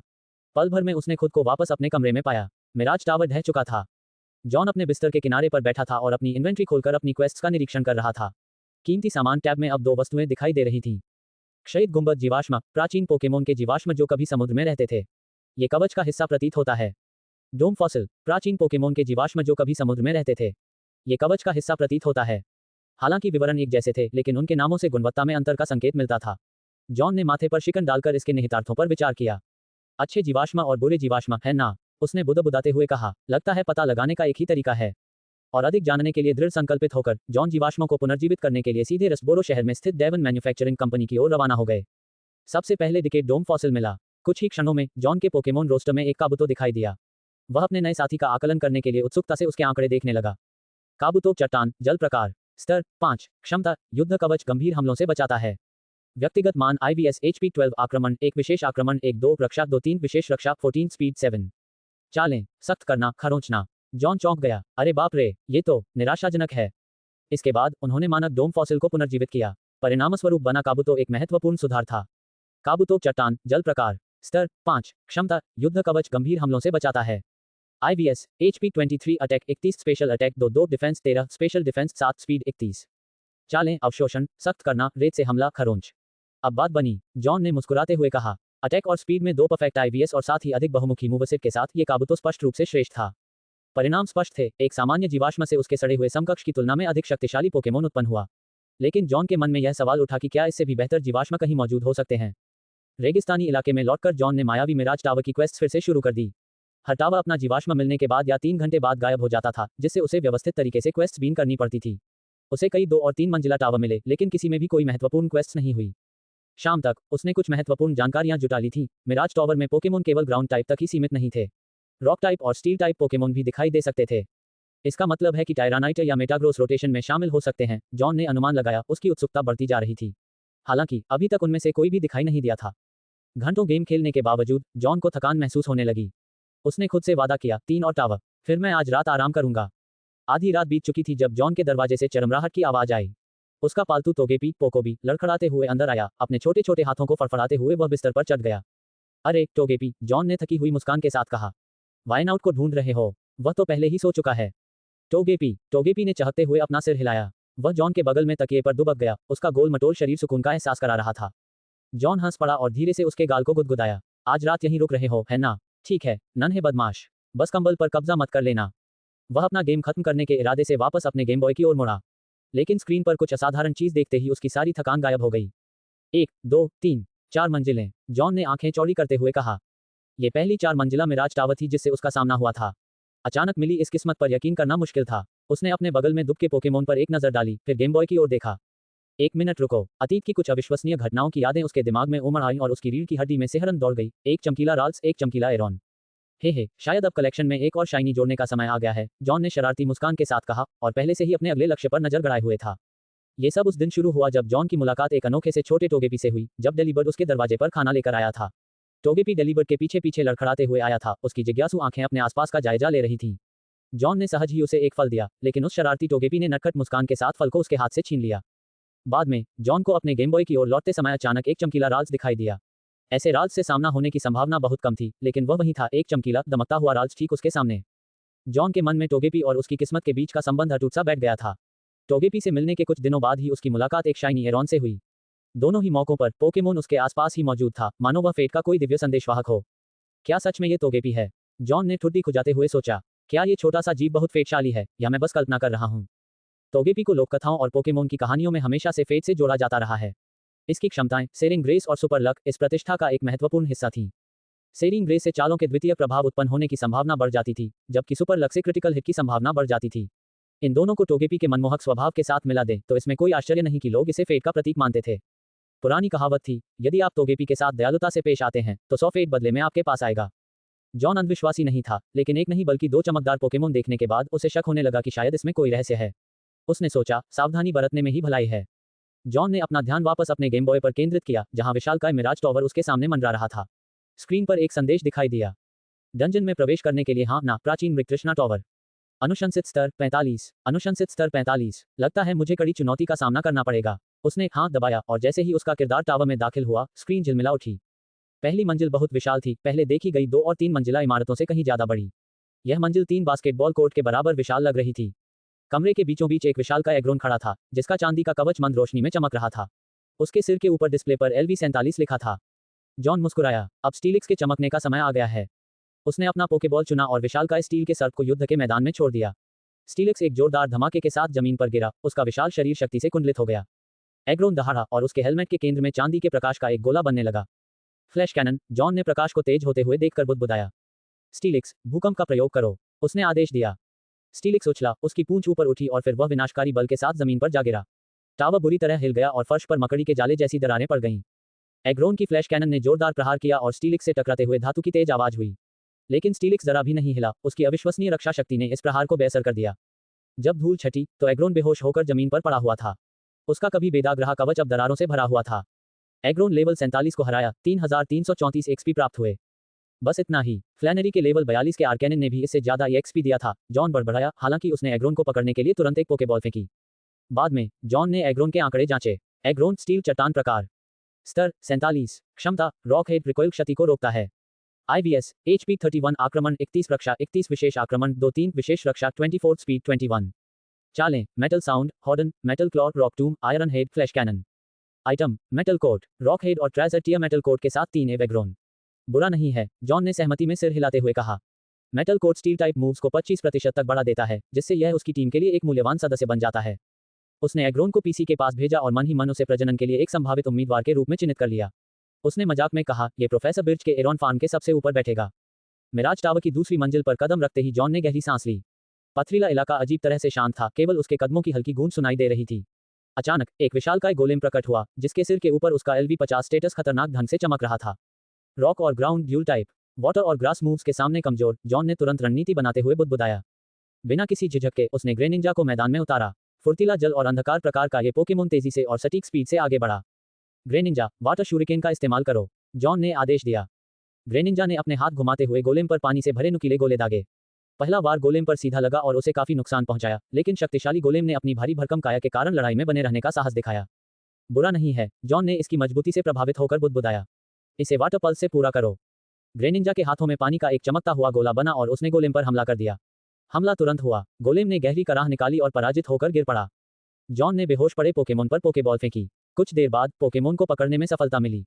अपनी नई पकड़ी हुई मछली का निरीक्षण करते हुए जॉन मुस्कुराया। हमले और बचाव दोनों में एकदम सही है। इसमें तो बहुत क्षमता है, उसने पोकेबॉल को जेब में रखते हुए कहा। ग्रेनिंजा की युद्ध शक्ति को देखते हुए जॉन को पूरा भरोसा था कि थोड़ा और लेवल बढ़ाने के बाद वह फ्लेम प्लांट डंजन को पार कर सकता है। मैक्सी का तुरुप का पत्ता कैमरप था। चट्टान और पानी के हमलों में इसकी स्पष्ट कमजोरी को देखते हुए उसका स्टीलिक्स इसे आसानी से हरा सकता था। लेवल 50 पर कैमरप का कोई चांस ही नहीं था। इस लड़ाई ने उसे मिराज टावर पोकेमोन की ताकत पर सोचने पर मजबूर कर दिया। इतने दमदार IBS के साथ निचले स्तर के पोकेमोन भी उसकी टीम या भविष्य के प्रजनन फार्म में महत्वपूर्ण योगदान दे सकते थे। तीसरी मंजिल पर पहुंचते ही जॉन का सामना तेज हवा के झोंके से हुआ। चारों ओर रेत उड़ने लगी, जिससे उसे अपना चेहरा ढकना पड़ा। ये तो हास्यास्पद है, उसने खांसते हुए बुदबुदाया और खुद को संभालने की कोशिश की। लेकिन जैसे ही उसने आगे देखा, उसकी आंखें चौड़ी हो गईं। कमरे के बीचों बीच एक विशालकाय टायरानाइटर लेवल 52 खड़ा था, जो अपने सामान्य आकार से कहीं अधिक विशाल था। उसका गहरा हरा कवच पॉलिश किए हुए पत्थर की तरह चमक रहा था और घूमती हुई रेत की आंधी मानो उसी से निकल रही हो। एक टोटेम टायरानाइटर, जॉन ने विस्मय से फुसफुसाते हुए कहा। पोकेमोन की भयावह उपस्टेटस और उसके विशाल आकार ने उसे एक लघु गॉडजिला जैसा बना दिया था। उसके शरीर से चिपकी रेत की आंधी ने उसे लगभग अलौकिक रूप दे दिया था। उसकी शक्तिशाली आभा खतरे का संकेत दे रही थी, लेकिन जॉन के लिए यह अवसर का भी संकेत दे रही थी। मिराज टावर में एक टोटेम टायरानाइटर। ये खेल अब बिल्कुल भी निष्पक्ष नहीं रहा, उसने माथे से रेत पोंछते हुए बुदबुदाया। लेकिन अगर मैं इसे पकड़ लेता हूं, तो ये मेरी सैंडस्टॉर्म टीम की नींव बनेगा। जॉन ने अपनी टीम का जायजा लिया। उसका सबसे उन्नत पोकेमोन गेबाइट LV42 था, जो उसके सामने खड़े विशालकाय जीव का मुकाबला करने के लिए काफी नहीं था। फिर भी वह पीछे हटने को तैयार नहीं था। ब्लेजिकेन, चलो चलें, उसने आग उगलते हुए फाइटिंग टाइप पोकेमोन को छोड़ते हुए पुकारा। टायरानिटार ने अपनी तीखी निगाहें ब्लेजिकेन की ओर घुमाई। वह प्रभावित प्रतीत हुआ। ब्लेजिकेन, ग्राउल का इस्तेमाल करो, जॉन ने आदेश दिया। ब्लेजिकेन ने एक गहरी दहाड़ मारी, जिसकी आवाज पूरे कमरे में गूंज उठी। टायरानाइटर की आंखें सिकुड़ गईं, उसकी झुंझलाहट साफ झलक रही थी। गरज, टायरानाइटर ने हाइपर बीम से पलटवार किया। ऊर्जा की एक चकाचौंध कर देने वाली किरण निकली, जिसने टावर की दीवार के एक हिस्से और उसके साथ ब्लेजिकेन को भी नष्ट कर दिया। जॉन थोड़ा सहम गया। खैर, यह ज्यादा देर तक नहीं चला। उसे ब्लेजिकेन याद आया और वह वहां मौजूद स्वचालित पोकेमोन रिकवरी सिस्टम के लिए आभारी था। फिर भी ग्राउल ने अपना काम कर दिया था, जिससे टायरानाइटर का हमला कम हो गया था। इसके बाद जॉन ने लेरोन को भेजा। लेरोन, मेटल साउंड का इस्तेमाल करो। धातु से बने उस पोकेमोन ने कर्कश चीख निकाली, जिससे टायरानाइटर कुछ पल के लिए सहम गया, लेकिन उसका गुस्सा और भी बढ़ गया। एक और हाइपर बीम हवा में तेजी से आई और सीधे लेरोन से टकराए। रोशनी फीकी पड़ते ही लेरोन ढेर हो गया, उसका काम पूरा हो चुका था। रक्षात्मक रणनीति कमजोर हो गई है और हमला भी धीमा पड़ गया है। अब असली लड़ाई का समय आ गया है, जॉन ने बढ़ते आत्मविश्वास के साथ कहा। जॉन ने अपना हाथ उठाया और 2 पोकेबॉल हवा में उछाल दिए। स्टीलिक्स एक जोरदार दहाड़ के साथ युद्ध के मैदान में उतरा, उसका विशाल शरीर एक भयावह आभा बिखेर रहा था। उतरते ही उसकी निगाहें अपने सामने खड़े विशालकाय टोटेम टायरानाइटर पर टिक गईं। दिग्गजों के बीच टकराव अपरिहार्य था। स्टीलिक्स के साथ ही गार्डेवॉर भी प्रकट हुई, उसका सुंदर रूप तुरंत भ्रम की स्टेटस में चमक उठा और उसने अपनी मानसिक शक्ति का उपयोग करके जॉन को सुरक्षित रूप से हवा में उठा लिया। विशाल अखाड़ा अचानक उन 2 विशालकाय पोकेमोन को समाहित करने के लिए छोटा लगने लगा। एक भी गलत कदम जॉन के लिए भारी अफरा तफरी में कुचल जाने का खतरा था। स्टीलिक्स ने जरा भी समय बर्बाद नहीं किया। उसने अपनी विशाल पूंछ को ऊपर उठाया और जोरदार धमाके के साथ जमीन पर पटक दिया। तीसरी मंजिल का फर्श बुरी तरह हिल गया। मलबे के बिखरने से पत्थरों पर मकड़ी के जाले जैसी दरारें पड़ गईं और भूकंप की गड़गड़ाहट युद्ध क्षेत्र में फैल गई। एक पल के लिए जॉन को लगा कि कहीं मिराज टावर ही इस दबाव के कारण ढह न जाए, लेकिन रहस्यमयी ढांचा मजबूती से टिका रहा और उसकी विचित्र स्व पुनर्स्थापना क्षमता ने तुरंत नुकसान की भरपाई कर दी। यह कोई साधारण लड़ाई नहीं थी, यह विशाल शक्तियों का टकराव था। धमाका! टायरानाइटर ने तुरंत प्रतिक्रिया दी। अपने विशाल शरीर के बावजूद वह आश्चर्यजनक सटीकता के साथ आगे बढ़ा, मानो किसी प्रभाव के लिए तैयार हो रहा हो। एक कर्कश दहाड़ के साथ उसने अपनी मुट्ठी पूरी ताकत से जमीन पर गाड़ दी। परिणामस्वरूप उत्पन्न हुई आघात तरंग हवा में भूकंप की शक्ति से टकरा गई, जिससे ऊर्जा का एक विस्फोटक विस्फोट हुआ जिसने कमरे को हिला दिया। जॉन अविश्वास से घूर रहा था। क्या इसने भूकंप को रोकने के लिए जमीन पर मुक्का मारा? टायरानाइटर के चारों ओर फैली हल्की लाल और नीली रोशनी ने उसके हमले सुपर पावर का खुलासा किया। 120 की मूल शक्ति के साथ ये केवल कच्ची ताकत की बात नहीं थी, यह एक सुनियोजित प्रहार था जिसने जमीन को हिला देने वाले हमले को बेअसर कर दिया। ये चीज सिर्फ मजबूत ही नहीं बल्कि बुद्धिमान भी है, जॉन ने उत्साह से मुस्कुराते हुए कहा। मुझे इसे अपनी टीम में चाहिए। जॉन रुकने वाला नहीं था। जैसे ही टायरानाइटर ने एक और हमले की तैयारी की, उसने 2 और पोकेबॉल फेंके। गेबाइट और ग्रेनिंजा युद्ध क्षेत्र के दोनों ओर दिखाई दिए, जो टोटेम पोकेमोन के दोनों किनारों पर मौजूद थे। गेबाइट ड्रैगन क्लॉ की ऊर्जा से चमकते हुए अपने पंजों के साथ तेजी से आगे बढ़ा। दूसरी ओर ग्रेनिंजा ने तेजी से जल शूरिकेन फेंके और फिर अपने कुनाई के साथ हमला करते हुए कट से वार करने के लिए तैयार हो गया। ऊपर गार्डेवॉर ने अपनी बाहें उठाईं और मून ब्लास्ट की चमकती ऊर्जा को ऊपर से बरसाने के लिए आमंत्रित किया। जॉन अराजकता के ऊपर सुरक्षित रूप से तैर रहा था और सटीक ढंग से आदेश दे रहा था। स्टीलिक्स, उनका साथ दो। आयरन टेल का इस्तेमाल जारी रखो। स्टीलिक्स ने अपनी चमकदार चांदी जैसी पूंछ को एक शक्तिशाली चाप में घुमाकर जवाब दिया, जिसका उद्देश्य टायरानाइटर पर सीधा हमला करना था। चारों ओर से घिरे होने और संख्या में कम होने के बावजूद टायरानाइटर अडिग रहा। उसने इतनी जोरदार दहाड़ लगाई कि ध्वनि तरंगें युद्ध क्षेत्र में फैल गईं और आने वाले हमलों को रोक दिया। वाटर शूरिकेन हवा में ही वाष्पीकृत हो गया। मून ब्लास्ट बेजान टुकड़ों में बिखर गया। गेबाइट और ग्रेनिंजा पीछे की ओर उड़ गए और जमीन पर फिसलते चले गए। जॉन ने अपनी मुट्ठियां भींच लीं। ये किस तरह का दांव था? ये तो बस यूं ही नहीं हो सकता। धूल छंटने पर टायरानाइटर बिना किसी क्षति के खड़ा था। धुंध के बीच से उसकी खूंखार मुस्कान साफ दिखाई दे रही थी। फिर बिना किसी झिझक के उसने स्वॉर्ड्स डांस का प्रयोग किया। डॉट। उसके शरीर के चारों ओर लाल ऊर्जा का एक प्रचंड प्रवाह फूट पड़ा, जिससे उसका हमला भयावह स्तर तक बढ़ गया। उसकी पहले से ही जबरदस्त ताकत दोगुनी हो गई थी और उसने इस लाभ को बुनाने में जरा भी समय बर्बाद नहीं किया। ये भयावह स्पीड से आगे बढ़ रहा था, हर कदम के नीचे जमीन कांप रही थी। स्टीलिक्स, आयरन टेल, अभी रुक जाओ, जॉन चिल्लाया। स्टीलिक्स का टायरानाइटर से सीधा सामना हुआ और उसने सटीकता से हमला करते हुए अपनी पूंछ को तेजी से चमकाया। उसी समय गेबाइट ने ड्रैगन ब्रेथ का प्रयोग किया, गार्डेवियर ने एक और मूनब्लास्ट दागा और ग्रेनिंजा ने अब एक सब्स्टिट्यूट के साथ दोहरे वाटर पल्स हमले किए। लेकिन टायरानाइटर को रोकना असंभव था। ऊर्जा के विस्फोटों को इसने महज मामूली झंझटों की तरह नजरअंदाज कर दिया। जल स्पंदन इसकी कवचधारी त्वचा पर बेअसर रहा। ड्रैगन ब्रीथ ने इसकी स्पीड को मुश्किल से ही धीमा किया। यहां तक कि सटीक निशाने से वार करने वाला मूनब्लास्ट भी इसकी स्पीड को रोक नहीं पाया। जब स्टीलिक्स की आयरन टेल टायरानाइटर से टकराई तो परिणाम तत्काल और विनाशकारी था। टायरानाइटर के जोरदार हमले के बल से स्टीलिक्स का सिर और पूंछ दीवार से टकरा गए और वहीं दब गए। इस टक्कर से पत्थर में एक गड्ढा बन गया और दबाव के कारण स्टीलिक्स दर्द से कराह उठा।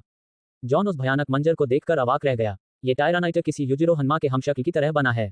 भूकंप को रोकने के लिए जमीन पर मुक्का मारना, ऐसा कौन करता है? उसने अपनी बची हुई पोकेबॉल्स पर एक नजर डाली और उसके चेहरे पर एक शरारती मुस्कान फैल गई। लगता है हमें आखिरकार इस आदमी पर हमला करना ही पड़ेगा। 4 बनाम 1, नहीं, ये रणनीतिक टीम वर्क है। बिल्कुल उचित है। लेकिन टायरानाइटर की सोच बिल्कुल अलग थी। उसकी भयंकर दहाड़ और निरंतर हमले ने इस बात में कोई संदेह नहीं छोड़ा, यह उसका इलाका था। और जो कोई भी उसे चुनौती देने की हिम्मत करता, उसे रणनीति से कहीं अधिक किसी चमत्कार की आवश्यकता होती। Boom boom boom, mirage tower की पूरी मंजिल जोर से हिल उठी जब विशालकाय रेगिस्तानी राक्षस टायरानाइटर ने स्टीलिक्स को उसके भारी धातुई ढांचे से पकड़ लिया। लगभग बर्बर आनंद के साथ उसने स्टीलिक्स को इतनी जोर से दीवार पर पटका कि हड्डियां कांप उठी और प्राचीन पत्थर में गहरे गड्ढे बन गए। स्टीलिक्स, जॉन चिल्लाया, उसकी आवाज उस अफरा तफरी में गूंज उठी। टायरानाइटर अभी रुका नहीं था। एक भयंकर दहाड़ के साथ वह पीछे मुड़ा और स्टीलिक्स के कोर पर एक विनाशकारी प्रहार, एक डायनेमिक पंच किया। इस फाइटिंग टाइप मूव के जबरदस्त प्रभाव से चारों ओर झटके फैल गए। जॉन चौंक गया। स्टीलिक्स के खिलाफ लड़ाई वाले दांव पेच। सच में, इसे मार्शल आर्ट किसने सिखाया? स्टीलिक्स के हीरे जैसे कठोर शरीर पर पड़ी दरारें इस बात की भयावह याद दिला रही थीं कि फाइटिंग मूव स्टील टाइप्स को दोगुना नुकसान पहुंचाते हैं। और टायरानाइटर की स्वाभाविक रूप से विशाल आक्रमण शक्ति के साथ ये लड़ाई कम और एक क्रूर कुश्ती मैच ज्यादा प्रतीत होने लगी थी। स्टीलिक्स कराह उठा, उसकी विशाल पूंछ बेजान सी घिसट रही थी। लेकिन वह अभी लड़ाई से बाहर नहीं हुआ था। वह चांदी जैसी चमकदार रोशनी से जगमगा उठा और अपने शरीर को और अधिक कठोर बनाने के लिए आयरन डिफेंस को सक्रिय कर दिया। ग्रे निंजा, गेबाइट, गार्डेवोर, अभी हमला करो, जॉन चिल्लाया। टीम तुरंत हरकत में आ गई। ग्रे निंजा तेजी से आगे बढ़ा, उसका सब्स्टिट्यूट पहले से ही सक्रिय था और विपरीत दिशाओं से टायरानाइटर पर हमला करते हुए वह दो हिस्सों में बंट गया। गेबाइट ने ड्रैगन ब्रेथ की बौछार से उसे घेर लिया और उनके ऊपर गार्डेवियर ने एक के बाद एक मूनब्लास्ट दागे, मानो वह एक निर्दयी बमवर्षक हो। एक क्षण के लिए युद्ध क्षेत्र चमकते हमलों, भारी प्रहारों और दहाड़ती चीखों की एक अराजक सिम्फनी में बदल गया। लेकिन टायरानाइटर जरा भी नहीं हिला। एक गुर्राहट के साथ उसने स्टीलिक्स को एक अस्थायी ढाल की तरह घुमाया, जिससे गेबाइट की ड्रैगन ब्रीथ रुक गई और ग्रे निंजा के एक क्लोन का अस्तित्व ही नष्ट हो गया। एक जोरदार प्रहार से उसने स्टीलिक्स को युद्ध के मैदान में दूर फेंक दिया, जिससे धातु का वह सर्प गेबाइट से जा टकराया। स्टीलिक्स का भारी वजन, जो गीगा इम्पैक्ट के बराबर था, ने गेबाइट को कुचलकर बेहोश कर दिया। धिक्कार है, जॉन गुस्से से बोला। गार्डेवोर, अभी टेलीपोर्ट करो। गार्डेवोर ने तुरंत प्रतिक्रिया करते हुए, चमकते हुए और पलक झपकाते हुए टायरानाइटर की दृष्टि रेखा से ओझल हो गई और जॉन को भी अपने साथ ले गई। धूल छंटने के बाद टायरानाइटर फिर से दहाड़ा। एक भयावह रोशनी ने उसे घेर लिया और उसने स्वॉर्ड्स डांस का इस्तेमाल किया, जिससे उसकी पहले से ही भयानक आक्रमण शक्ति और भी बढ़ गई। जॉन लाल आभा को धड़कते और चटकते हुए बस देखता रह गया। वाह, बढ़िया, इसने अपनी हमले की शक्ति दोगुनी कर दी, क्योंकि यही तो उचित है। टायरानिटार की निगाहें युद्ध क्षेत्र पर घूम उठीं। उसके रेतीले तूफान वाले कवच के अभी भी बरकरार रहने के कारण उसकी सुरक्षा को भेदना असंभव लग रहा था। लेकिन जॉन हार मानने को तैयार नहीं था। Greninja, water shuriken, Steelix, iron tail, Gardevoir, moonblast बरसाते रहो। ग्रे निंजा ने तेजी से पलटवार किया और घूमते हुए पानी के तारों की धाराएं बरसाने लगा। स्टीलिक्स घायल होते हुए भी हिम्मत नहीं हारी थी और उसने अपनी चमकदार पूंछ से वार किया। उनके ऊपर गार्डेवियर ने जादुई ऊर्जा के चमकीले विस्फोट बरसाए। अंततः टायरानाइटर के रेतीले तूफान के कवच में दरारें पड़ने लगीं। जॉन के होंठों पर एक मुस्कान फैल गई। थोड़ी शरारत करने का समय आ गया है। जैसे ही ग्रे निंजा का जल शूरिकेन हवा में उड़ा, उसके पीछे एक छोटा सा चमकता हुआ गोला रह गया। वह धीरे धीरे टायरानाइटर की ओर तैरता हुआ बढ़ा, प्रकाश का एक हानिरहित सा दिखने वाला गोला। टायरानिटार ने जरा भी संकोच नहीं किया। उसने अपने पंजे के एक झटके से ही उस गोले को दूर फेंक दिया। अपनी आंखें बंद करो, जॉन अचानक चिल्लाया। ग्रे निंजा और स्टीलिक्स ने तुरंत प्रतिक्रिया करते हुए अपनी आंखें कसकर बंद कर लीं। जॉन और गार्डेवोर, जो पहले से ही तैयार थे, ने धूप के चश्मे पहन लिए। वह गोला चकाचौंध कर देने वाली तेज रोशनी के साथ फट गया, एक गुप्त चमक। डॉट। जैसे ही युद्ध क्षेत्र तीव्र, विचलित कर देने वाली रोशनी से घिर गया, टायरानाइटर हताशा में दहाड़ा। वह लड़खड़ाकर पीछे हट गया, उसकी दृष्टि क्षण भर के लिए धुंधली हो गई। जॉन मुस्कुराया, रोशनी से अंधा हो गया। अब रेगिस्तान का तानाशाह कौन है? टायरानिटार के क्षणिक रूप से कमजोर होने पर जॉन ने अवसर का लाभ उठाया। ग्रे निंजा, सब्स्टिट्यूट और वाटर शूरिकेन, गार्डेवियर, मूनब्लास्ट जारी रखो। स्टीलिक्स, आयरन टेल से इसे खत्म करो। ग्रे निंजा एक बार फिर दो हिस्सों में बंट गया और टायरानाइटर के चारों ओर अथाह स्पीड से चक्कर लगाते हुए उस पर पानी के गोले बरसाने लगा। गार्डेवियर ने जादुई ऊर्जा की लगातार बौछार की और स्टीलिक्स ने अपनी पूरी ताकत जुटाकर अपनी चमकती पूंछ को सटीकता से घुमाया। कांच टूटने जैसी कर्कश ध्वनि के साथ टायरानाइटर के टोटेम का आभामंडल अंततः ध्वस्त हो गया।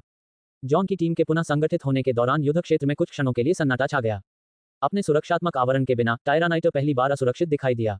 लेकिन अभी भी उसका काम खत्म नहीं हुआ था। उसने चुनौती भरे स्वर में दहाड़ लगाई, जिसकी गूंज पूरे टावर में फैल गई। ज्यादा आत्मविश्वास मत दिखाओ, दोस्तों, जॉन ने बुदबुदाते हुए कहा। इसमें अभी भी लड़ने की बहुत ताकत बाकी है। टायरानाइटर, जो अब अंधा और क्रोधित था, ने बेतहाशा हमला किया। उसके पंजे हवा को चीरते हुए आगे बढ़े, लेकिन अपनी आभा के बिना वह मुकाबला नहीं कर सका।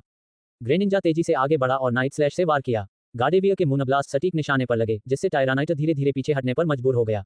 स्टीलिक्स ने अंत में एक विनाशकारी आयरन टेल से हमला किया और उसका विशाल शरीर युद्ध के मैदान पर गिर पड़ा। अंतिम दहाड़ के साथ टायरानाइटर गिर पड़ा, उसका विशाल शरीर हार मानकर जमीन पर लुढ़क गया। जॉन ने अपने माथे से पसीना पोंछा और मुस्कुराते हुए कहा, वाह, ये तो आसान था। गार्डेवोर ने उसे एक नज़र से देखा, मानो वह प्रभावित न हुई हो। ठीक है, कोई बात नहीं, जॉन ने स्वीकार किया। ये बहुत डरावना था, लेकिन हमने कर दिखाया। जैसे ही रेत का तूफान थम गया और टावर में शांति लौट आई, जॉन ने अपने पोकेमोन को वापस बुला लिया और गिरे हुए टायरानाइटर के पास पहुंचा। लगता है तुम में लड़ने का दम है, उसने एक पोकेबॉल उठाते हुए कहा। क्या कहते हो, हम इस शो को लेकर जगह जगह जाएं? प्रकाश की एक चमक के साथ पोकेबॉल खुल गया और वह विशालकाय जीव उसके अंदर गायब हो गया। एक क्षण के लिए गेंद जोर से हिली, फिर एक संतोषजनक पिंक की आवाज के साथ वह स्थिर हो गई। जॉन मुस्कुराया, टीम में आपका स्वागत है, बड़े भाई।